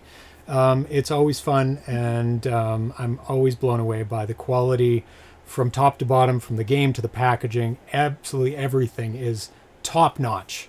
And people already know, they've known for years that when you buy Champ Games game, it's always awkward saying that. When you buy a product from Champ Games, you know you're going to enjoy it, even if you don't know the game or not even maybe a fan of the genre. You know you're going to have a fun time because there's going to be all these bonuses that are going to make it worthwhile. Well, thanks. Thanks for saying that. Yeah, we have we put together quite a team here, so I'm really happy with them. Obviously, Nathan, all the sound guys, the testers, everyone, you guys. It's been wonderful. So, certainly everyone. There's been a lot of contributed to our success, and we appreciate it all. So, thank you. Yeah, you bet, John.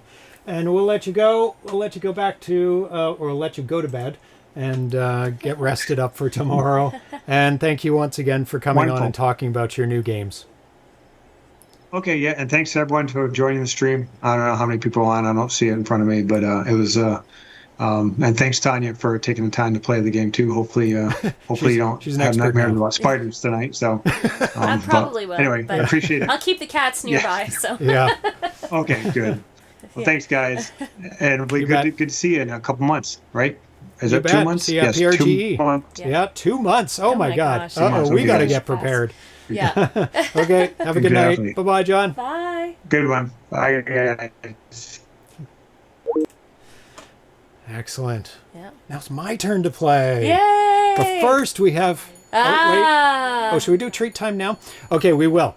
I have like unboxing to do. We've got news. We've got stories, and I want to play a bit of this game too. Okay. But take a break from this game. Yes. And we'll go do that. We'll do treat time first. The cats patiently melted on the ground this whole time. Patiently melted. Good kitties. Yes. Patiently. Okay. So let's switch over. We'll start the betting. Who did the betting? Gamma Dev. Hey, thank you, Gamma Dev. Thank you, Gamma Dev, and thank you everybody for watching. But keep watching because there's more. There's more. There's more. Yes, you will get treats.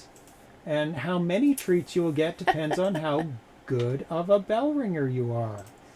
So it was Bell, right? Mm-hmm. Okay. Let's start up the predictions. Can I take this out? Oh, yes. Yeah. Here, if you can Do you put know it they in need to there. flip? Yeah. You can put mine in there. Make sure they fit in nicely and which one is in the right way.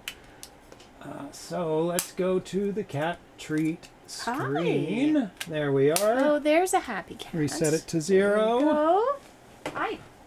There's a whole bunch of pile of mess over there. So while it is counting down. Atari 1, 2. Can you put that over there? I've got it. Ooh. There's so many shows coming up, so many interviews we have coming up. It's unbelievable. I have to write a lot of questions. Next Tuesday, this coming Tuesday, Developer Spotlight and live interview with Chris Walton of Boom and upcoming Xevious. Yeah. Atari Age Day 2025 Summer Edition. Nice. September 20th and 21st.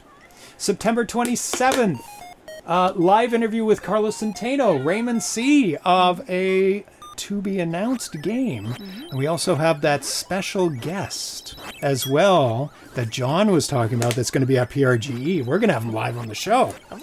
Early October, interview, Spotlight with Albert Uruso from Atari Age. Nice. All about distribution and also some sneak peeks at what's coming out at PRGE. Live video interview with Eduardo Mello from Opcode Games and all the new 7800 games he's releasing. Interview with Carl Forehand from Songbird and exclusive final version of Wings of Death, a shooter for the Jag. Interview with David Crane, Dan Kitchen, Gary Kitchen from Audacity Games and the exclusive world premiere of their new game Poseidon's Gate. 10 seconds left for betting. There we go. Bet on your cat. I finished my list. Ooh, we got a good spread. Everyone's covered. Excellent. Oh, that's what we there like we to go. see. Submissions are now closed. Door must now be closed. Because cats are silly. They are very silly. And you ready, cats? Are you ready? Treats. We're ready to go. Are you guys ready for your first bell? In like 3 weeks. In like 3 weeks. They're like, yeah, you were on vacation. It wasn't fair. The cat sitter didn't give us any treats. Well, it didn't do bell ring. Atari. Okay, ready? I'm ready. Oh my goodness. Can you hear these guys? This is going to be fast and furious. Can you hear these guys? Oh, and go. One of you. One of you. Completely forgotten. There we go. They forgot how to ring it. They know they want to. There you go. Side hit for Atari, and they're both on the board. It worked. They are both on the board. There you go. Ding. That was Sid? Yeah. Okay. Oh, there's Atari. That was a good ring. That was Thought they might need some... They're Furious. Oh, they there's are. Sid. 3-2 for I Sid. thought they might need some remedial bell training. There you Yeah, go. 3. That was Atari. 3 for Atari. Now, Atari has been winning this a lot. Sid's messing up. Uh-oh, is this Atari's opportunity? Oh, no ring, but Blocked. he's hit it. He's got it. Atari pulls got ahead. it. 4-3 for Atari. Oh, not interference. Interference. Oh, and there's Atari Atari. is like one full On top ahead of it. now. Atari has taken the lead. Oh, A very good lead. Sid right behind though. Oh, yeah. Sid is tied it up, but Atari's still Atari? barely in front. Sabotage. He was trying to sabotage the bell. He's like, no, I'll tip it over. You can't touch it. There's Sid. Ties it up. He's got to go faster if he's gonna Oh, good one, Atari. catch up to Atari. 7-6. Oh my goodness. Oh, he is catching up a little bit. Sid. Oh. 7-7. That was a toss by the judge. I don't know. No. He got it. What are you doing, Atari? There you go, Atari. 8-7. Oh, it's neck and neck. It is neck and neck. Sid. Fluffy neck and fluffy neck. 8-8. Getting close to 10. Very close. Who's Getting next? close. And oh, Atari? Atari blocked Sid. He was about to ring it. It's 9. It's game point for Atari. Oh, Sid is. Sid, what's going on? Oh, he's distracted by something on the floor, and he's back. Oh, it's Atari. Sid. Atari. 10-8. Oh my goodness. Good. Did Atari win? He did. He's By been winning 2. a lot. There you go. Treats for cats. Wow. Who saw that? What did you see on the floor, Cat? Some fluff or something. It's like there's a little bit of fluff. Oh my goodness. Pseudographic says yay. I guess he won. Let's see. Let's see who won. So it was Atari by 2 points. So Atari 1-2. And the winner is... Oh, that was the heavy bet. Oh, Pseudographics put all of it on that. Oh my goodness. It was only Pseudographics. No way. Ratio of 1.7 to 1. Everything goes to Pseudographics. Wow. Good win. Job, Pseudographics. He knew. You know, there's still one behind you. Silly cats. Now they're licking each other's heads. Oh, you're so funny. You're silly. Okay, now it's time for unboxing. Because I have a box to unbox, as opposed to the box that I already unboxed. But first, my things are all buried. Atari beats Sid. I know. I have something to show you. So we went on vacation. Not this vacation, but the one before that. Yes, that was, We went to Aruba. Yes. And it was lots of fun. Yeah. It was very nice. It is unboxing day. It's not Boxing Day. Officially. Unboxing day. Oh, well, you have to give Gomez some treats, B.R. Pocock. Oh. Okay, 1 second. Let's get the camera back to where. Let's zoom right in. Okay. So we went to Aruba, and we're taking photos of cats, and while we're out on a cruise, boat cruise around the waters, and one of the photos. Well, let's back up. I subscribed to a magazine. It's funny enough called the 2600 magazine. And it is not about Atari 2600. It is a hacker magazine. It's been around a long time. I've been subscribed to this for, 20 years or something like that. Probably longer. 25 maybe. I have a lifetime subscription to it because I own the domain 2600.ca. There you go. I could make it into a 2600, You could. an Atari 2600 website if I wanted that's to. power right there. But then I lose my lifetime subscription to this. Yeah. Anyway, in the magazine, in the front cover, they have pictures of cell phones. Payphones. Payphones, sorry, not cell phones. Payphones. And they've been doing this for years. Forever. Yeah. Yes. For many, many, many years, 20 years or so. So they put it in the front and they put it in the back as well. And I've never sent in a photo of a payphone, but there was a payphone in Aruba and it was rough, and they like rough payphones. They like them when they're destroyed, but still working. Yeah. And funnily, it's harder and harder to find them now. Very hard. Because they're disappearing. They're gone. Yeah. They died, they don't get replaced. Yeah. So, I sent one in. Yeah. 6 months ago, whatever. This comes out every 4 times a year. Yeah. This is the payphone in Aruba. Nice. There right it there. is. Aruba, drop it down a little. I'm going to show the There you payphone go. first. Get it straight. So there's the decrepit payphone. Yeah. Why is it on this feet? That's blocking. Yeah. Blocking half of it. There we go. We don't need the scores anymore. There we go. Aruba, this rough-looking payphone was found at Palm Beach and is lit at night by a fluorescent tube. Photo by ZeroPage. Yay. There you go. I told them to use ZeroPage as my name Yeah. because I thought it would be fun. More But that fun was than James. exciting to see that pop up. I remember when it arrived, you're like, I wonder if it's in there. Yeah, I was like, oh, I wonder if my payphone made it in there. And I opened the front. I was like, oh. Yeah. And I was like, oh yeah, they're in the back too. Yeah. And they're in the back, so that was a lot of fun. Yeah. Very exciting. Yeah, so It is very cool. Another thing checked off my list of things that I wanted to do. Yeah. I'll have to dig it out as well. You got a lot of stuff over there now. It's a big pile of crap over there. Not crap. Great stuff. I mean. Games. Amazing games. Amazing games outside of the There's boxes. also plastic as well. Yes. I'm going to have to switch over to this again. Yeah. Bucket list complete. Yeah. So this is something we got on our recent travels to Toronto and Montreal. We went to a arcade/pinball place. Yeah. In Ottawa? In Ottawa. Yeah, we went to Ottawa as well. Yep. And it is the Ottawa Pinball Arcade. And I think a lot of other people do this too. Whenever they go to a token-based, You have to pick up a couple of tokens. yeah, you have to keep at least one, especially if they have their name. Yes. I mean, if they don't have their name, they're just generic. Yeah, they're just right? generic. Yeah. It's nice though that they have their own coins. There's something very nice about that. And let me show you some shots of that arcade as well. You'll have to enhance the photo to figure out what the number is for the for the public payphone. The payphone and phone Aruba, yeah. Yeah. That's right. There's the. So let me Oh, very nice. show you. There it is. Pinball arcade right next to the cassette listening bar.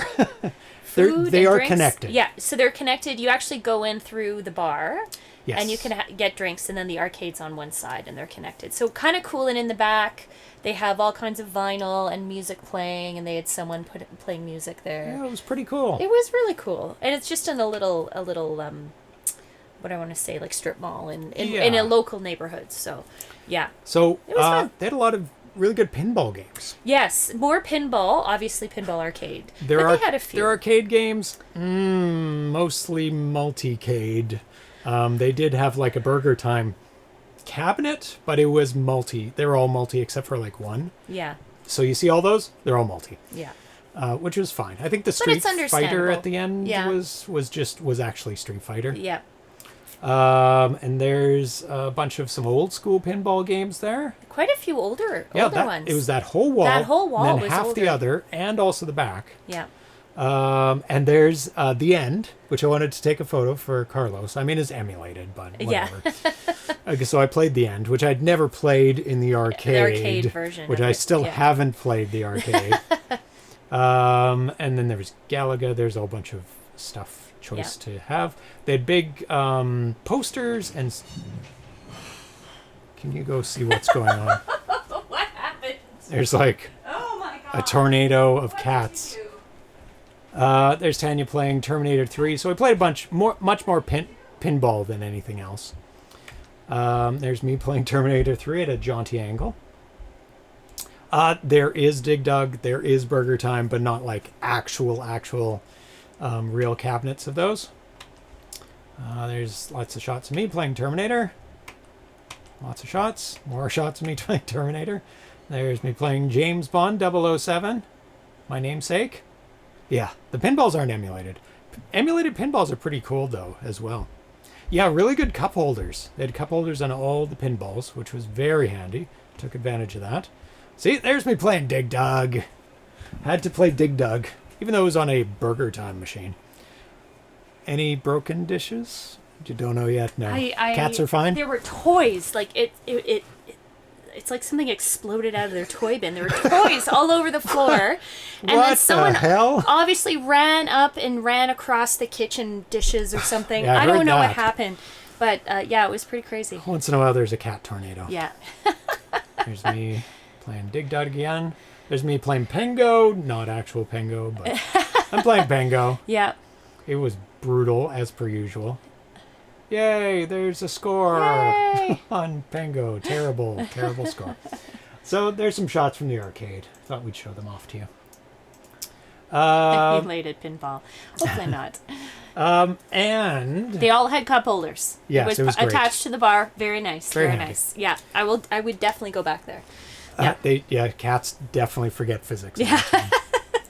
While we're Yeah. gone, the cats got up to, of course, nonsense. Yes. They somehow hid the main remote control we use for the TV upstairs. It's a Chromecast. A little Chromecast remote. You know those white, Yeah. brown things? I don't know. You may know them. It's gone. It is gone. We've looked everywhere. We've moved things. Under everything you can imagine. We now think one of them picked it up in their mouth, went to the window, and threw it out the window because it's gone. We're going to be remodeling our upstairs, and we'll find it then. Yeah. Months down the road.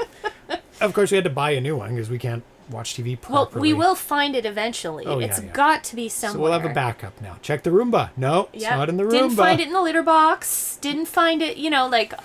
It was not in the robot vacuum. No. I'm at a loss. So I have no idea. Yeah, we have no idea where they put it. We checked under the fridge. We checked under the stove. Yeah, it's just gone. Okay. Cats. Yep. Cats. So, the next thing I have is unboxing. People were, during the conversation, we were talking about the Last Chance sale. Yeah. My Last Chance stuff came in. I think I was last in the Last Chance. I'll just bump into the bottom. Yeah. But maybe I just ordered it late. I think I did order it late. I was like, oh, I better order these. Yeah. But I don't know what they are. I've completely forgotten. Then But it's a surprise. It is. It's like Christmas. They aren't allowed in this room when we're away, so No. they didn't get. So it's not under anything in this room. Things would be in shambles. Cords would be chewed. Nor our bedrooms. So we know those rooms should not have a Chromecast in them. No. It's very limited space that they could.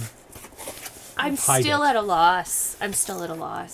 We did have to use the phone app while we waited for the new Chromecast remote to come. So Yeah. it's just not as nice as just click, click, click, click. Yeah. So we've got some edible styrofoam Hey! peanuts here. Where is Bernie? That's a good question. Oh, isn't I'm it? sure he's down the back. There's a clip that somebody made of Atari attacking Bernie and nobody noticed. There he is. It's probably from then, actually. Yours arrived on Monday. Okay, so we've got two here. Let's see what they are. One of them is Moon Cresta for Very the 7800 by Bob DeCrescenzo. And the other one is Scramble. I'm guessing for the 7800 as well, because I do have Scramble for the 2600 by some guy named John Champeau. Surprised you didn't get a text with a photo of Bernie holding the remote. That would be good. We even asked the cat sitter. They have no idea. They had no idea. No idea. They never like, saw have it. you seen the remote? They're like, no. I don't think they used the television. We never really No, showed no. them how. So. Yeah, I'm pretty sure I had it on the coffee table when we left. So. Oh yeah, but they do. Before we left, they always played with it. Oh yeah, because they it's- love knocking it around. It's the right size for cats. Yeah, it's so funny. So we got another one, so we may have a second remote if we find it. It's got to be somewhere. It has to be. We'll keep you updated. See if we find it. Oh, God. I'll wrap these well. Oh, there we are. Moon Nice. Cresta. Oh. Mooncrest and Scramble. There we go. And I think that I think I will have a almost full set of Atari Age? Nope, not Atari Age. Oh my god. Of Bob DeCrescenzo's games. Oh, there you go. Maybe. Okay. I'm pretty sure I'm missing some Pac-Mans though. Speaking of graphics, I'm not at all jealous. Astro Blaster and Astro Fighter. Oh, people can't see. Astro Blaster. Astro Fighter. I'm not going to open them up. They are not new games. You guys have seen them before. You guys all have them, I'm sure. I was just missing them. Let's see. There's something else in here. I may or may not be able to show it. No, I can show that. Not something I ordered from Last Chance. But it is my blank Oh. Atari Homebrew Awards, so I can use it for photos. Oh, nice. Because it won't have a year on it. Oh, smart. Because I did not have a blank of this design. So that you could make graphics with it. Yeah, because then I that's can cool. use it year after year if it's really nice, You or can just put take on it whatever you want. pretend and there. That's an easy way. Best ZeroPage host. Best host. Yay, one again. 2017 to 2025. No, I actually did. 2018. I do also always order a ZeroPage one. I know. So it's silly. But it doesn't say best blah on it. But it does say ZeroPage. Just because it's fun. And I can. There might be more stuff in here. Yep. I ordered 2? Okay. Well, there's another one. It's one for me. Yay. Yay, there, Thank you win. very much. Yay. I accept this award on behalf of myself. And I would like to thank the cats, Atari and Oh, Sid. here's a variant Oh, nice. with the thing on the top, which actually is very handy as well. That's So I have very nice. choices of which one to use. That's more like keeping a crew jacket. Yeah, it's more akin to that. Yeah. Oh, here's a blank of the old version. My goodness, that's a lot of blanks. Yeah, we went through many variations. Multiple iterations. Because there was mistakes. There were issues, yeah. Not on my side. No. It'll take a little while. Another one. That's another. Oh, it's a variation using the old template because that was one of the mistakes. Oh, really? They printed them all with the old version, which was not what I wanted.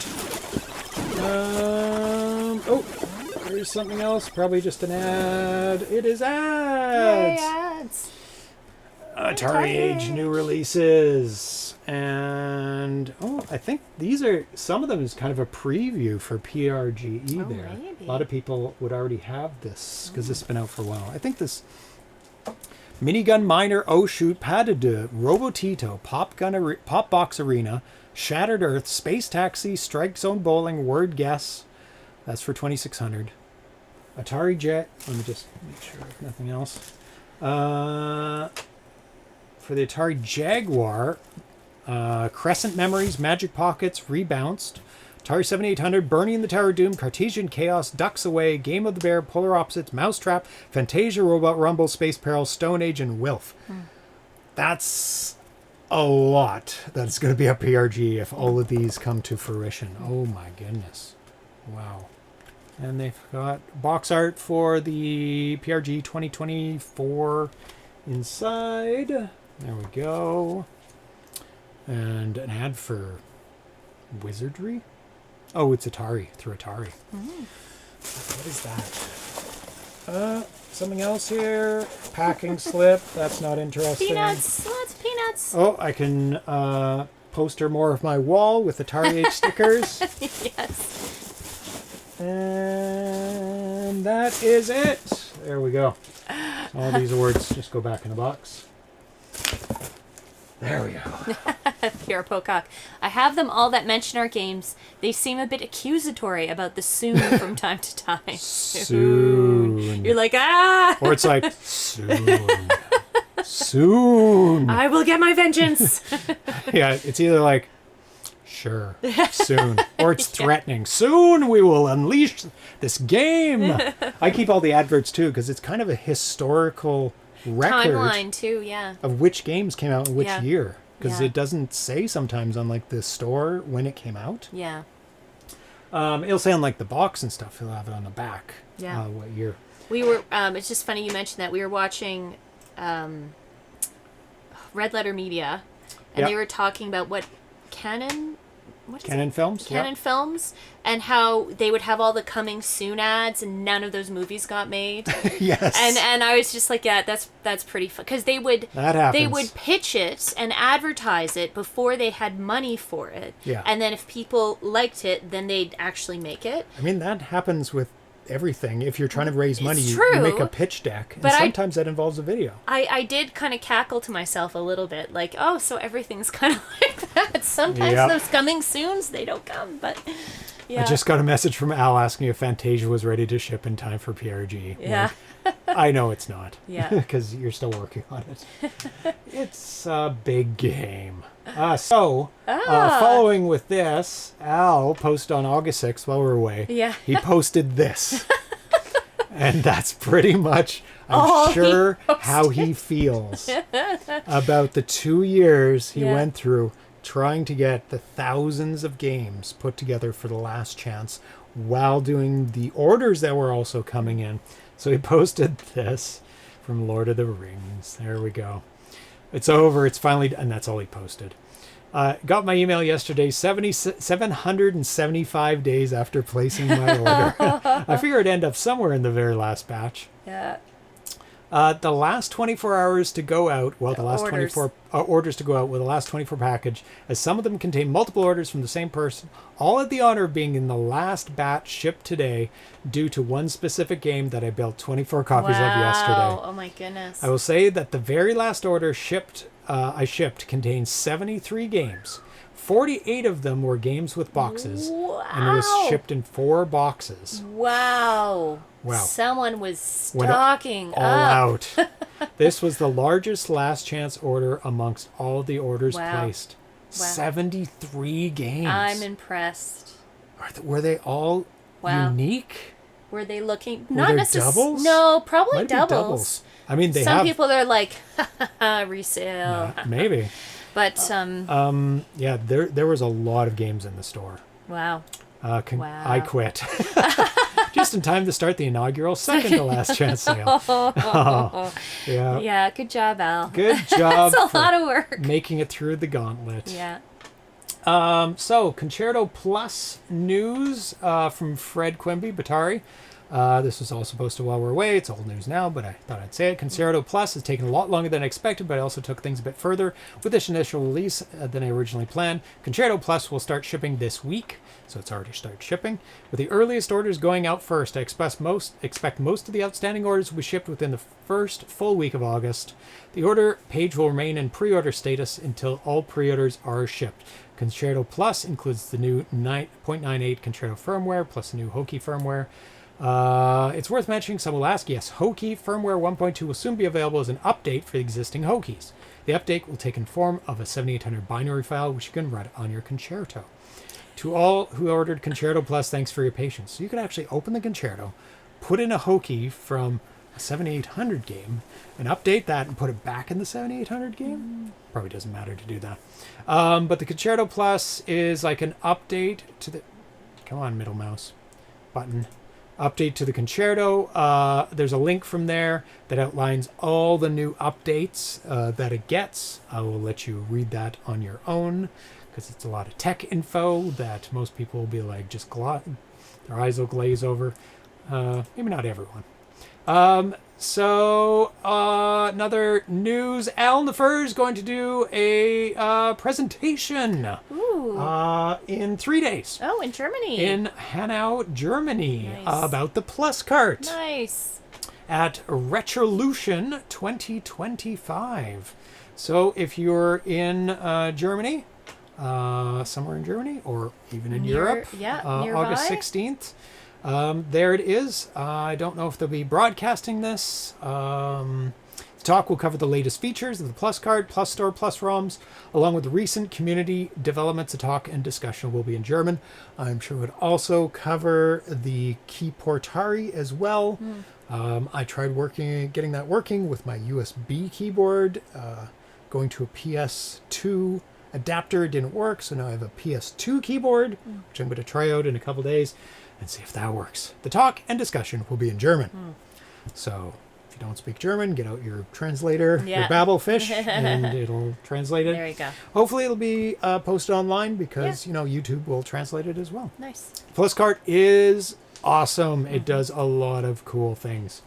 And now the fun part where we all try to remember, did I actually order that? Especially the person who ordered 70 things. Yep. Oh my God.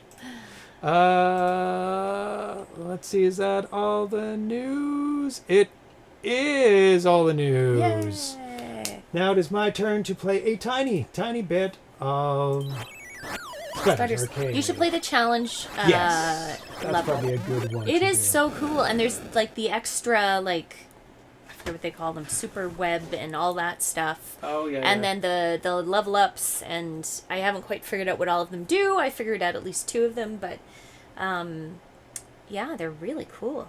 Yeah, challenge mode's really good. Raymond C, just for kicks, will your next hint of your secret game have something to do with the moon?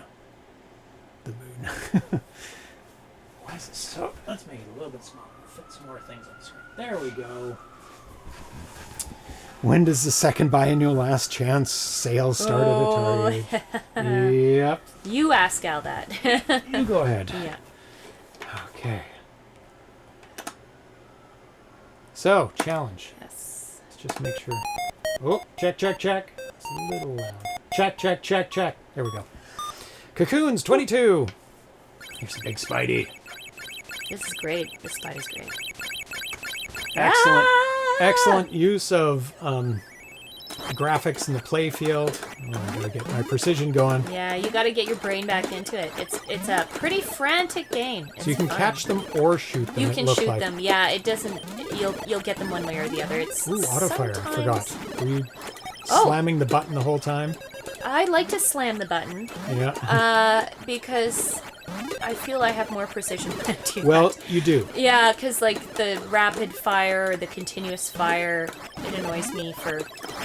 Sometimes you're precision. trying to, you lose the precision. So Yeah, and this is one of the game where you have But- to wait for it to go off the screen before. then my lovely hand starts to cramp up. That's the only Oh. thing. Hopefully, Carlos can answer next time. I'm not going to answer for him. That goes I'm not around. That you can go around the corner. Oh, cool. But be careful because I did that and then got trapped on one end and then got killed by a Oh, super no. web. So it Yeah. seems great, but you do have to be careful. Ah, power up. No. It's too far away.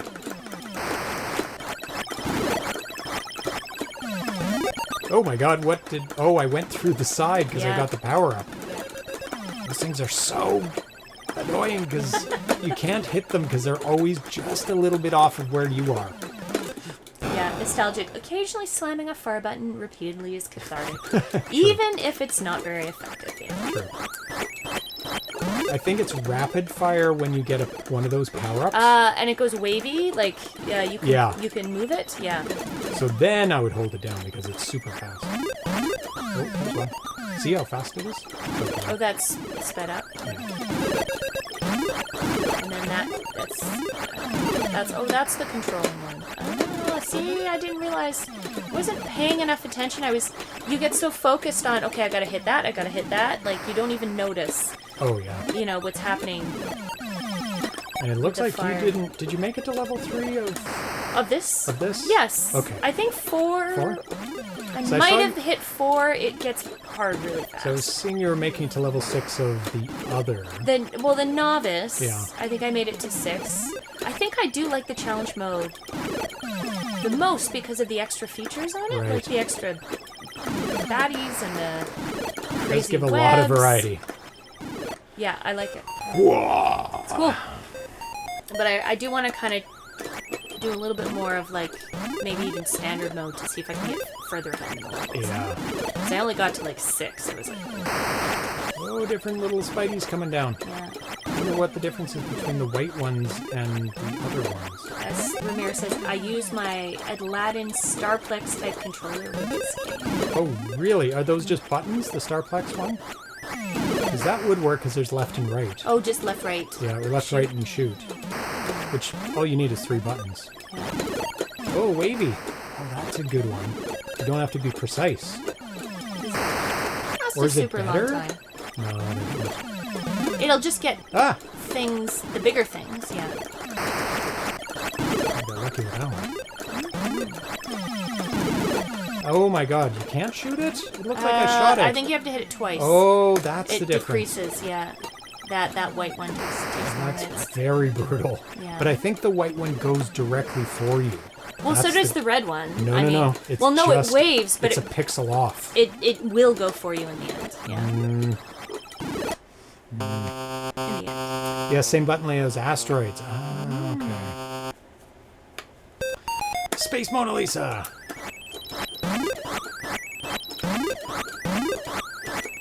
Hey. Now we're back to the normal Spideys coming down. There's some red ones.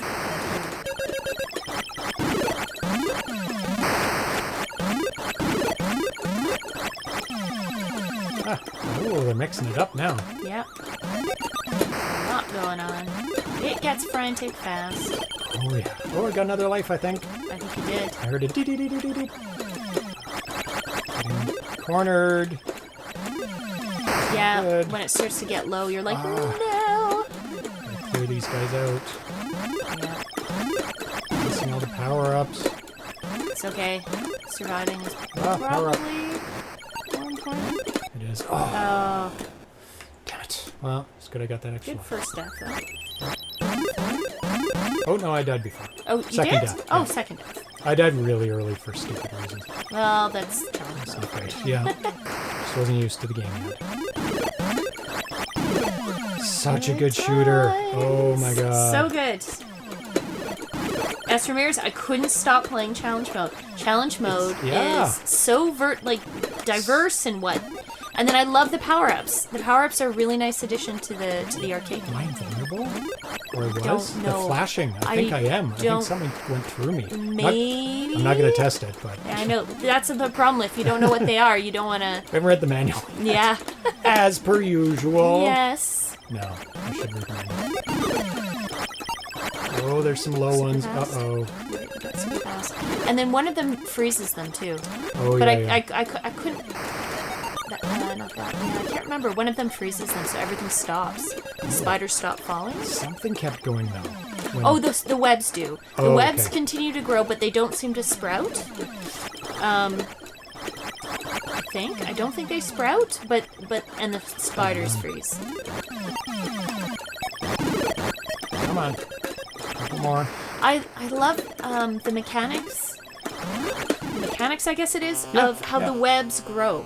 Oh, it's so beautiful. Starts from a point, spreads outwards, and then one of the ends of one of the webs becomes the new seed for the next web.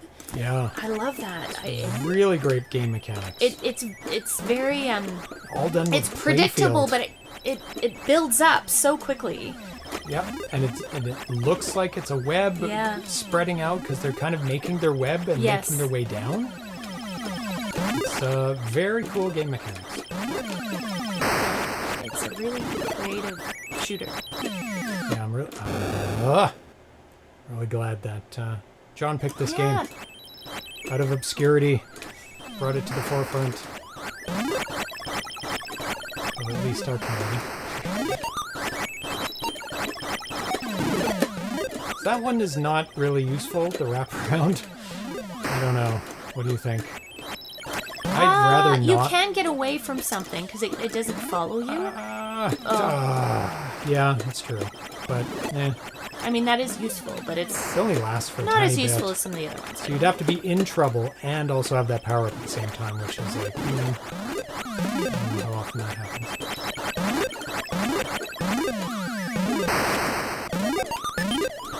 Pretty sure I'm invincible in this mode. The flashing, Yellow. it just seems that way. I think the manual's buried. Oh, is it? Pile of stuff over there. Well, the red ones do go for me. Or maybe it just crossed over. Yeah, no, they all go for you. But on certain levels, they kind of there's a bit of randomness in what they do. Right. Where they kind of go out and back and. Oh my god. Oh, why am I so slow? What Because happened? he hit you. Oh, the white ones make you slow? Yeah. Oh god. Oh, I'm better again. I think I've never been hit by a white one yet. Ah, thank you, Steve. Did you say you're not going to PRG? Yeah, Oh, he mentioned he no. can't make it this year. Oh, that sucks. Oh, that one was off. Oh no. Oh, there's the timer at the top. Oh, that was a bad time to get the white one. When that red one's coming for you.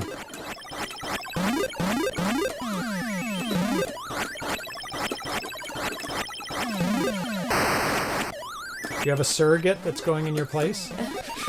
Collecting all the games for you? Yeah. Imagine you've already got that arranged.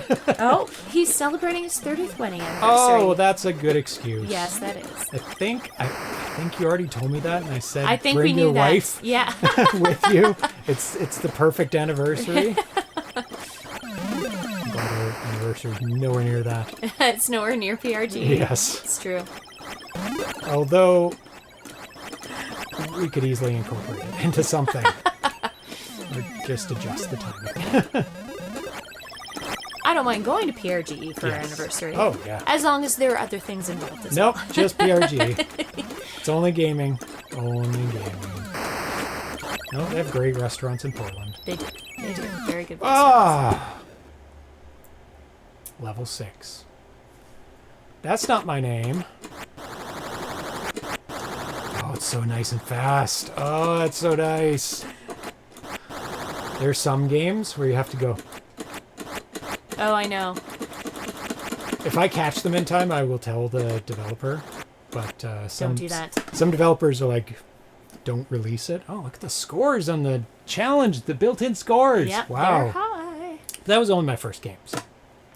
So let's do a hard version of Advanced? the normal. Yeah. Yes. Let's see if is the manual accessible. Oh, S. Ramirez says, my wife and I did attend Free Play Florida last November, and she got to meet Trekend. Oh, very nice. Yeah. Beer Pocock says, the theme this year is Save the Date Heart, ironically. The theme for what? Portland? Is it? Or is that for your anniversary? That can't be a do you have a theme calendar for your anniversary? Here you go. PRGE, really? Save the date. What? That's weird. I'm missing something there. Yeah. Yeah. I thought, are they celebrating Ironically? the NES's 40th? I think that's their theme. there I we can't go. remember. Oh, challenge mode. What did you want me to look up? Just things we don't know, like the So power-ups. there is a power-up with the wavy line is the guided missile. Yeah. You can steer left and right. Yeah. The warp. Yeah, that. Turbo. Blast. Oh. What do they look like, though?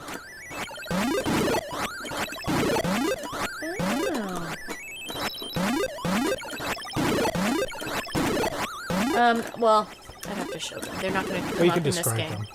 them. The circle with the wave is the guided missile. Yeah. It looks like two forks coming from either side is the warp. Turbo is kind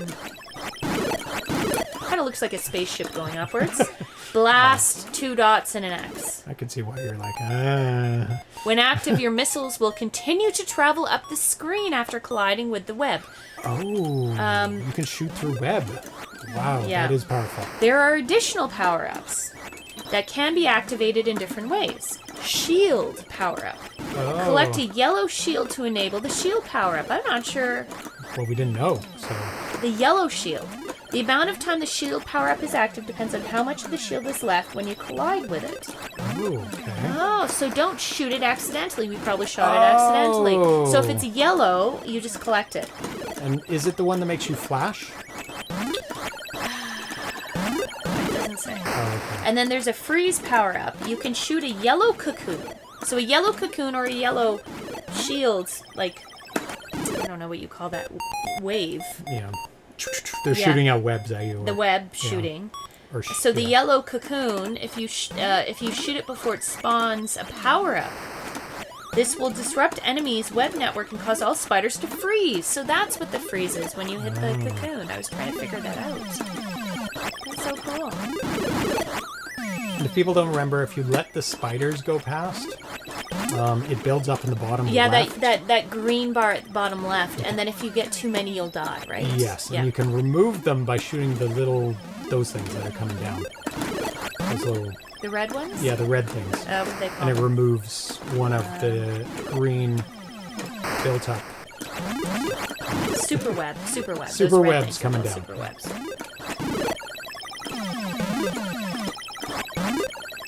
Oh, I gotta get these spiders. I forgot. Right after talking about it, I'm like, yeah, la la la la. Go ahead, green spiders. Just go right past me. I like to see them move it up again. A couple years ago, they had it earlier due to a conflict and that great weather. Yeah, I mean, I don't mind it early or late. I'm fine with both. But I can see some people have conflicts. I think during the pandemic, it was actually planned for like August or something, and then they didn't hold it. It's something funny like that. Yeah. So they did have it planned much earlier, but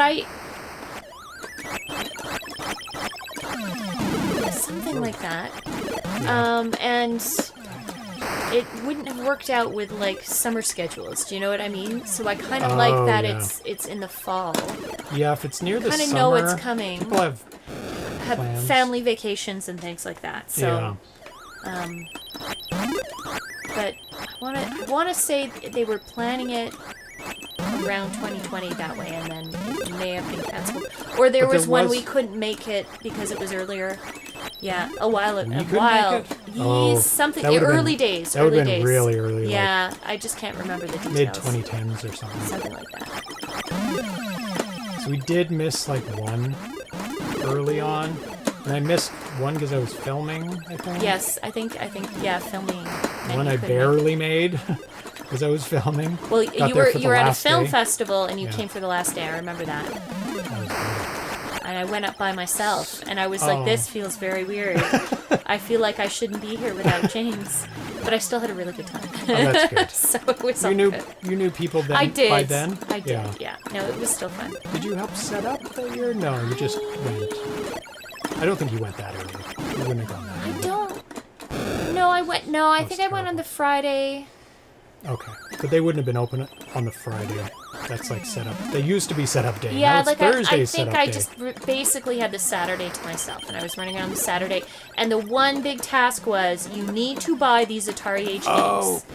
And you gave me a list, right. and I went to Al, and I was like I'm like, do you know who I am? You know, I'm here for James's games. Do you know who I am? Yes. You threaten him. Give me the games. Do you? No. I do remember that. And then you came on this Sunday. Right. Yeah. Yeah. Yeah, because I was afraid he Yeah. would like sell out on certain ones. I think because he does. Yeah. He only brings so many. Gamadev, I'd like to speak. I've become the Karen. I I'd would like to like- speak with the manager. I want to speak to the Where are manager. James's games? Where's your wife? Yeah. So we went to Toronto and Montreal. Yes. It was smoky, but you didn't smell the smoke, but you could It see it in the was. air. It was in the air. You could. Yeah, there was a bit of a red cast at sundown. Like. Yeah. Yeah, there was definitely a bit of smoke in the air out east. I know it's been worse in the States in some Yeah. places too. Coming over from the prairies. Yes, and yeah, basically, Manitoba was on So it fire. was very hot. It was hot. It wasn't extreme hot, but it was No. certainly hot. So, yeah. Terrible score. Play one more. And we went to a baseball game. We went to see the Jays play Kansas City. They They were neck and neck. They went into overtime. the Jays or were winning. Extra innings. And then I yes. think in the 8th inning, Kansas City Got scored. 5 runs. And then no. And Oh. then it went into an overtime Oh. inning. Yes. So we went into a 10th inning. Then they got like 5 runs. 5 runs, and I think the Jays got 1 or 2 more, but And it was just and they not pulled the even. goalie. I mean the pitcher. The pitcher, yeah, they were really swapped mad out. at the pitcher. Yeah. So they're like, no, you're. I out always here. love it when something like that happens, and then just like everyone goes on the mound, and they're like, "Rah, rah, rah, rah, rah, rah." Everything gets really serious all of a And I sudden. think after the third score, run in. Home plate touching. Yeah, run in. Yeah. In the sports ball game. Yeah. In sports ball. Everybody left. All the fans left. A few They're did. Like, it wasn't, I wouldn't say all. This is not good. Yeah, a lot of I would people say about half. were trying to beat the traffic. They're like, they're not coming back from this. This is terrible. It was at least an exciting game. It was. At the end, because sometimes baseball can be quite... I didn't think it was going to be because the non-Blue Jays team, which I forget. Kansas City Royals were ranked way below. Yeah. But... the Blue Jays, so I thought it was going to be a massacre. No, but it wasn't. I don't think baseball's like that. I think baseball, it's quite... Random. Yeah, it's a little bit more variable. I don't know. I'm not a huge... Sports ball fan? If I have to watch one, I'll watch hockey. It's not going to be baseball. I don't mind baseball. Live, baseball's okay. Live anything's on okay. TV, Hockey on TV, non-stop action. Not that I would turn it on, but at least it's entertaining. Can you tell I'm Canadian? Nostalgic, the non-Blue Jays team. But it was a good game. But the big downside... Go local team, go! Go local team. Sports it up. But we were in, I think it's still called Skydome Rogers Center, I think it's called now. It was Skydome when I was a child. But it was hot enough. It was about 28 plus the humidex. It was super humid. So as the sun kind of swung our way, it started to feel like I was in a sauna with 40,000 other people, or however many people. Yeah. It was very full. It was full. People like their sports. They do. It was hot. It was quite hot. But I forgot about that on how exposed that stadium is. Well, just baseball stadiums in general can be. I like it outside. But it was still a lot of fun. We had a good time. And I'd never really been in the summer to that area too much. I've been in the fall, and I've mostly been in the winter, visiting family. Yeah, in Ontario. So when we stepped off the plane, it was like, oh my God, it's so humid. It was tropical. So I tried to warn him. It was unexpected. He's like, "Oh, why do we always go when it's cold? We should go when it's hot." And I'm like, "Where it's nice." Are you sure? It's like, yes, I hate the cold, and I still stand by it. I know you much prefer. Still rather go in that humidity and heat than in the winter, where it's just piles of snow and you can't drive.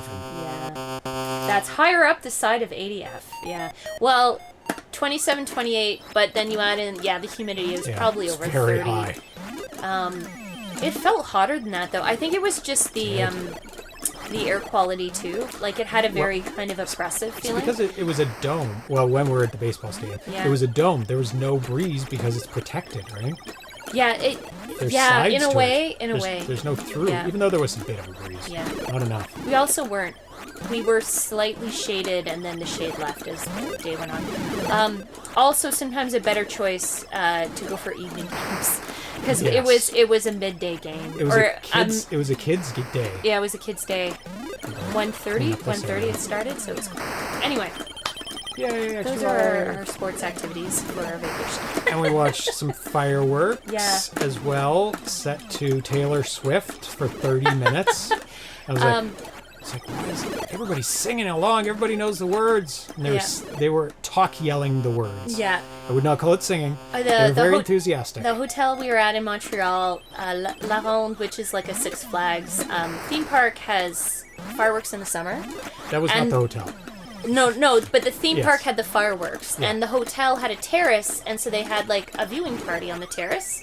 So we thought, we'll do that. We'll go up to the terrace, and so they had like food and a barbecue, and then they had the fireworks, and so we knew there were fireworks, but it's one of these, of course, like it's.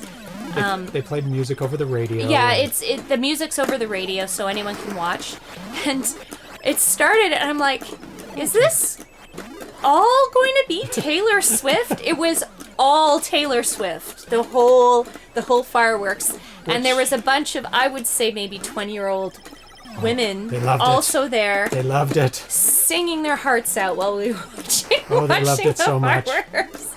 I thought that was funny. I knew they had themes, but I didn't think Taylor Swift was going to be their theme. So Yep. yeah, break out the Queen. Yes, and that was not bad enough. But People love their I'm sure Taylor Tanya liked it. Swift. They do. Hey, Erlen. Hey, Erlen. But the problem was, yes, they were broadcasting over the radio, Yeah. which would have been fine if we were listening to it off the radio. But we were not listening to it off the radio. We're listening to it, which I suspect was some sort of internet broadcast. Oh, which, yeah. Which introduced a delay. Significant delay. A significant delay Yeah. to the point where I was like, what is going on? Yeah. Why are we listening to random Taylor Swift songs while At we're first, watching it fireworks? took me a second to realize that too. That the music was a little through a drunken crowd filter. It was Hey, like 10 or 20 seconds off. I couldn't yeah, understand it was. what was going on. I was like, why is the music still crescendoing, but the fireworks have stopped? It was super bizarre. It was definitely off. And anyway, it was a fun night. I Yep. know enough Taylor Swift to sing along to the well-known song, so I was enjoying myself. I was like, I think I know this song. And I James recognize was it. just giving me side eye the whole time. It's like, oh, why did you drag me into this? Oh, it was fun. It was fun. It was a good time. The fireworks were like half an hour. So long. They were very good. I Yeah. would have rathered 15 minutes of double that. Mm. Double the fireworks. Oh, I was gonna die, but I was stuck Yeah. between those two webs. But it was a really nice vantage point. Oh, it was like beautiful. they Top had a of the building. terrace, but then they had an enclosed part of it, and that was actually where you could see the fireworks. So it was sort of enclosed. It wasn't cold or hot. It was really nice actually. Yeah. So Good. yeah, very nice. Oh well, have a good night, Steve. Hey, Steve. We'll chat with you soon. Yep. I'm going to be done after this game. Ah! Which is almost done. These things, the red things are getting saucy. Oh, this is bad. Oh, this is bad. Everything's getting really, really... Oh, my green's Oh, you're way up. level 6. Wow, good job. Oh, I'm going to die. Die, can't shoot those. Ah. They should have done half Tay Tay, half there we go. 1812 Overture. I Yes, have to that's say, right. I am usually remix. quite impressed with like the classical music ones. When they time it to classical music because it's so dramatic. It is, yeah. I haven't been to see fireworks in a long time. Like they have them No. in Vancouver, but this year we've been away the whole time they've had the kind of fireworks. over fireworks. I've seen so many in my life, and in Vancouver, they're by the beach, and it's just so crowded. So you have to find a viewing point that's not too crowded, but yeah, I would say my issue is the crowds Yeah, more they're so popular. than the fireworks. I'd say they're really popular Yeah. here. So, Yeah, very popular. Spider's Arcade, our review. It's awesome. A really, really good game. You'll Yeah. get your money's worth out of that. That's Yeah. for sure. If you like shooters, third place. Yeah, Yeah. not bad. Not bad. Getting there. Getting there. Level 6. Yeah. Does Canada or California, the Midwest, need things that ignite fires? I don't. No. they No don't. more fires, please. Yeah. Yeah. So that needs to fireworks. stop. They're usually over water, and this one was over water as well, I believe. Yeah, it was. And the ones in Vancouver are over water. Yeah. So they do play it quite safe. We don't. Thank you, We Erlen. don't shoot them directly over the tinder dry trees. Erlen's going to be here on Friday. Yay! No, next Friday. Not Okay. this Friday. Next Darcy's Friday. gonna be here this Darcy's Friday. going to be here this Friday. It's going to be 1 hour earlier. It's 11 a.m. Yes. I have something very special to unbox.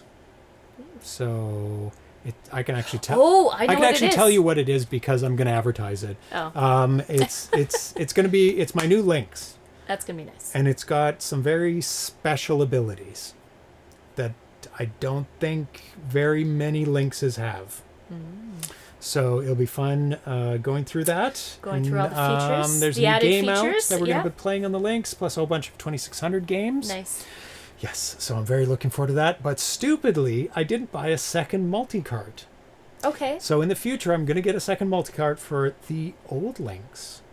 And we can play 2-player Lynx games. Oh, and connect them. Because I'll have 2 Lynxes. That's Lynx eye? Lynx. Lynx with an apostrophe? I don't know. Links. Just 2 links. 2 Lynx. I don't think you. That will link. 2 linked links. Yes, and they link through a normal 1/8 audio cable. Oh. That's it.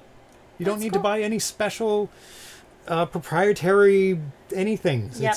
They were really smart. What time on this Friday? It was 11 a.m. Pacific time, Yep. 2 p.m. Eastern time. So it's on Twitch if you want to make Yep. sure you don't miss it. I'll also advertise it on the social media and Yeah. and on Atari Age. So the links will be popping off. Yes. Yes. 2 bobcats. Yeah.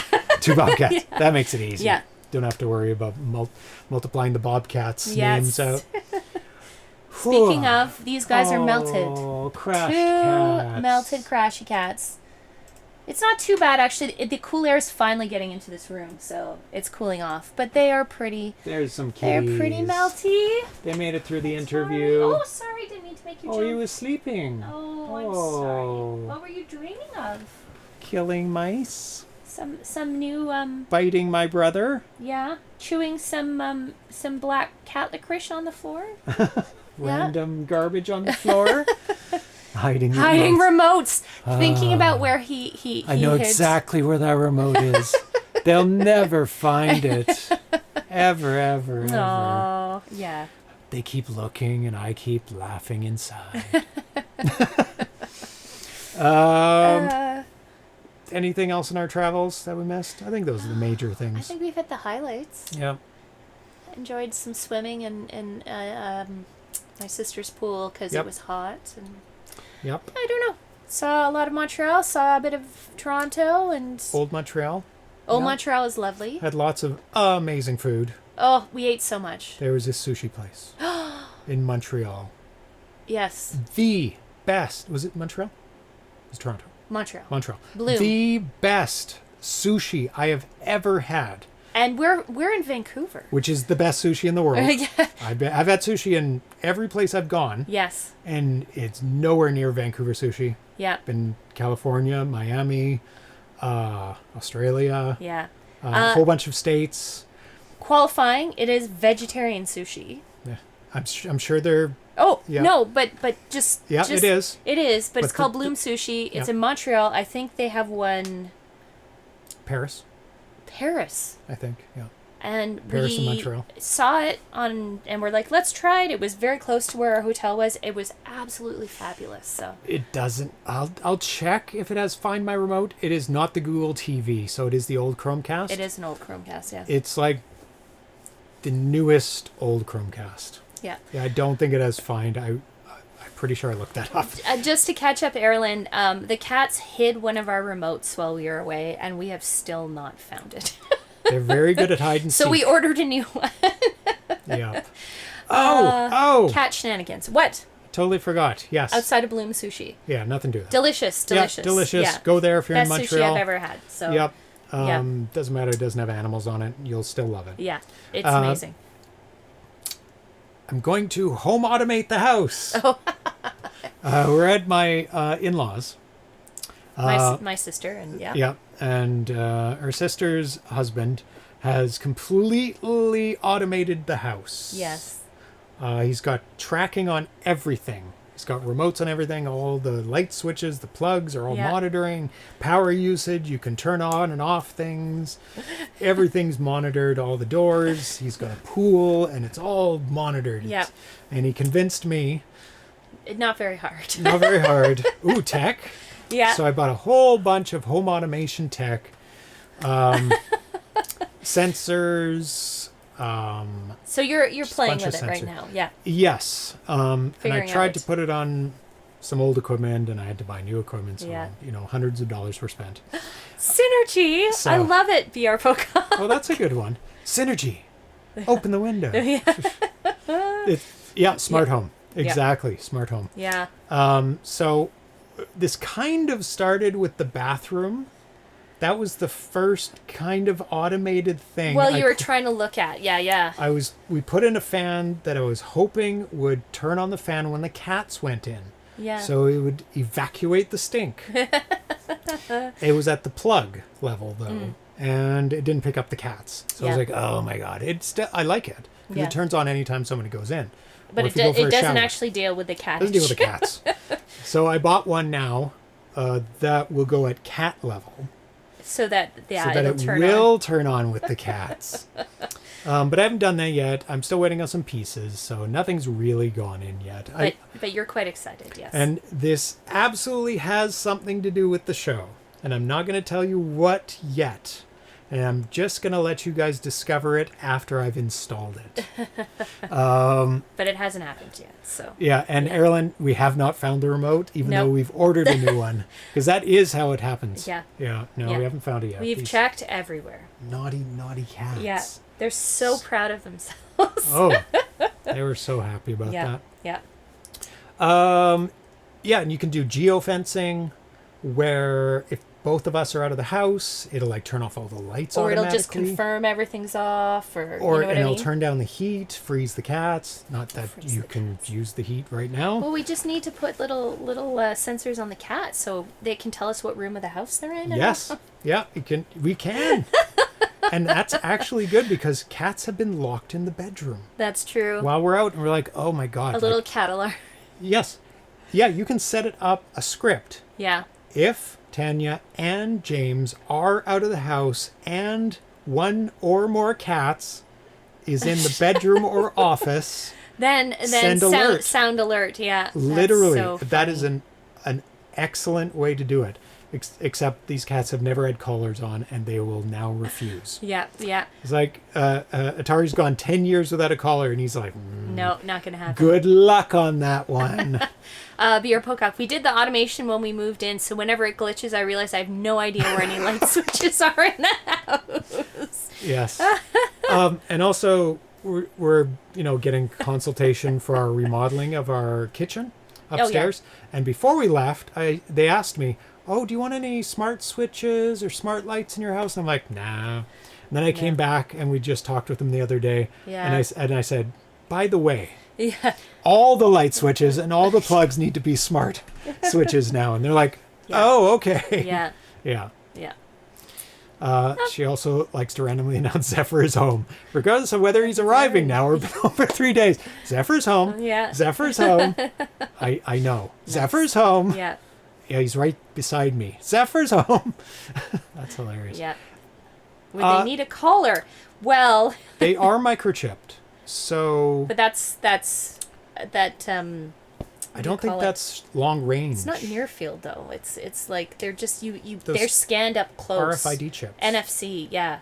They're like, I'll have to investigate that. I wouldn't think those would be. Yeah, they're really, really short range. Yes. I wouldn't think like there was any tracking. Like you have to put it right on their neck. necks. Yeah. Like, so like when you take them to the vet and they look for it, they have to go like this all over the cat.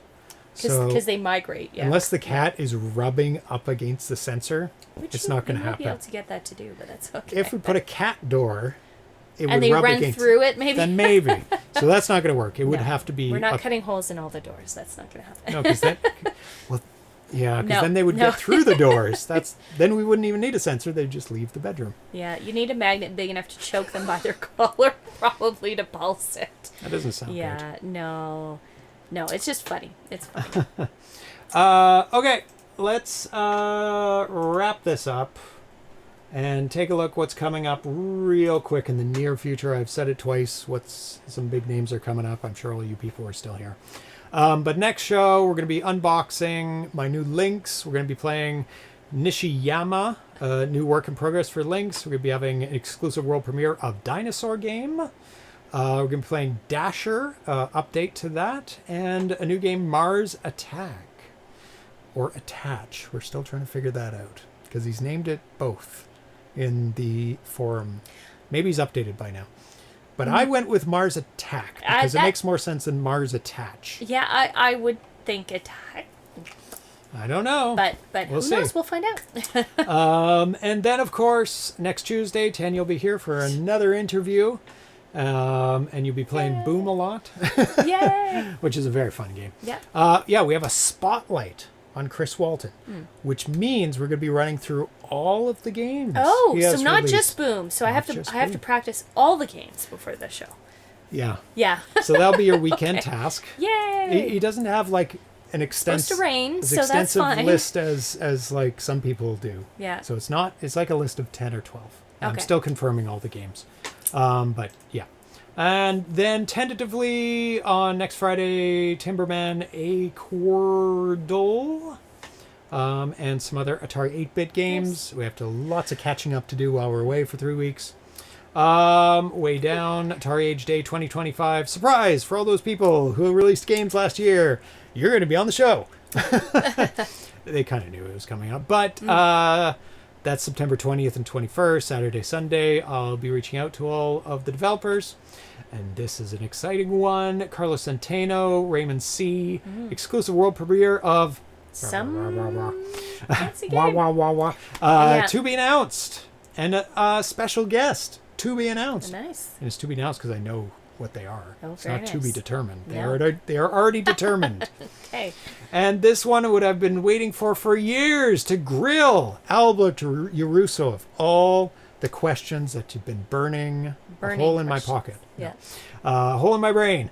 Yes. We can ask him all the questions about Atari Age. Nice. That will be a lot of fun.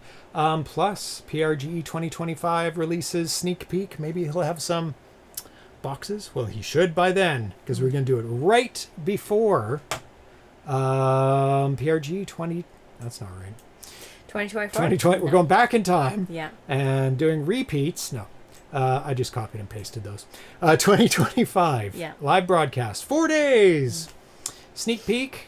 Atari Age new releases and work in progress, because there's always some work in progress. A floor tour and the developer interviews. Very That worked nice. out really well last year. It was I think. good. Dividing the days up. Yes. Yeah.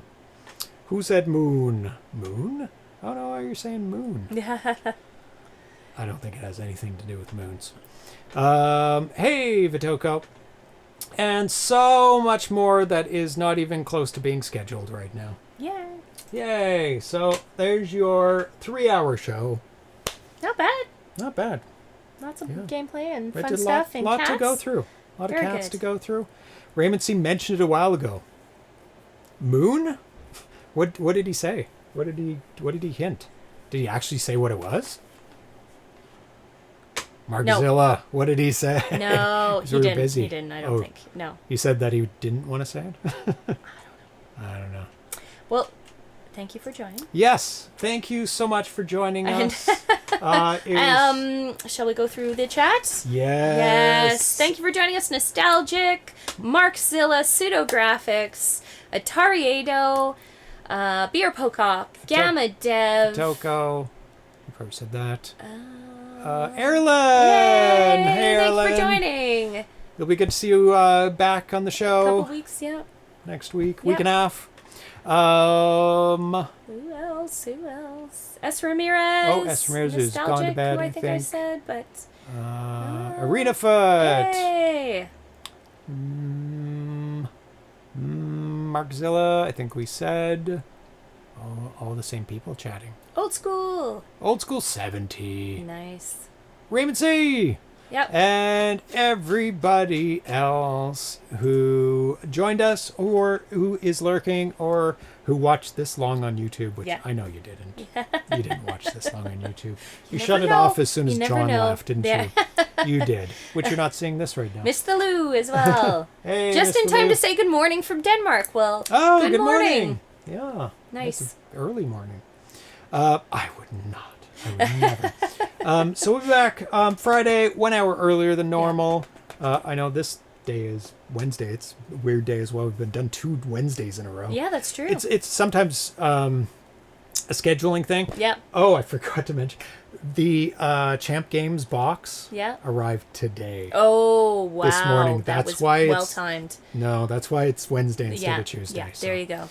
I was like, oh my God, please don't not arrive Delay, today. Don't yeah. delay. But no, Canada Post is pretty good with their Approximate tracking. times. Yeah.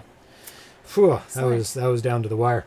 Okay, we're out of here. Yeah. Have a great evening. Yeah. Have a great week. We'll see you on Friday. Stay safe and stay cool and stay out of the smoke. Yeah. So have a good night. Bye. Bye everyone. Bye bye.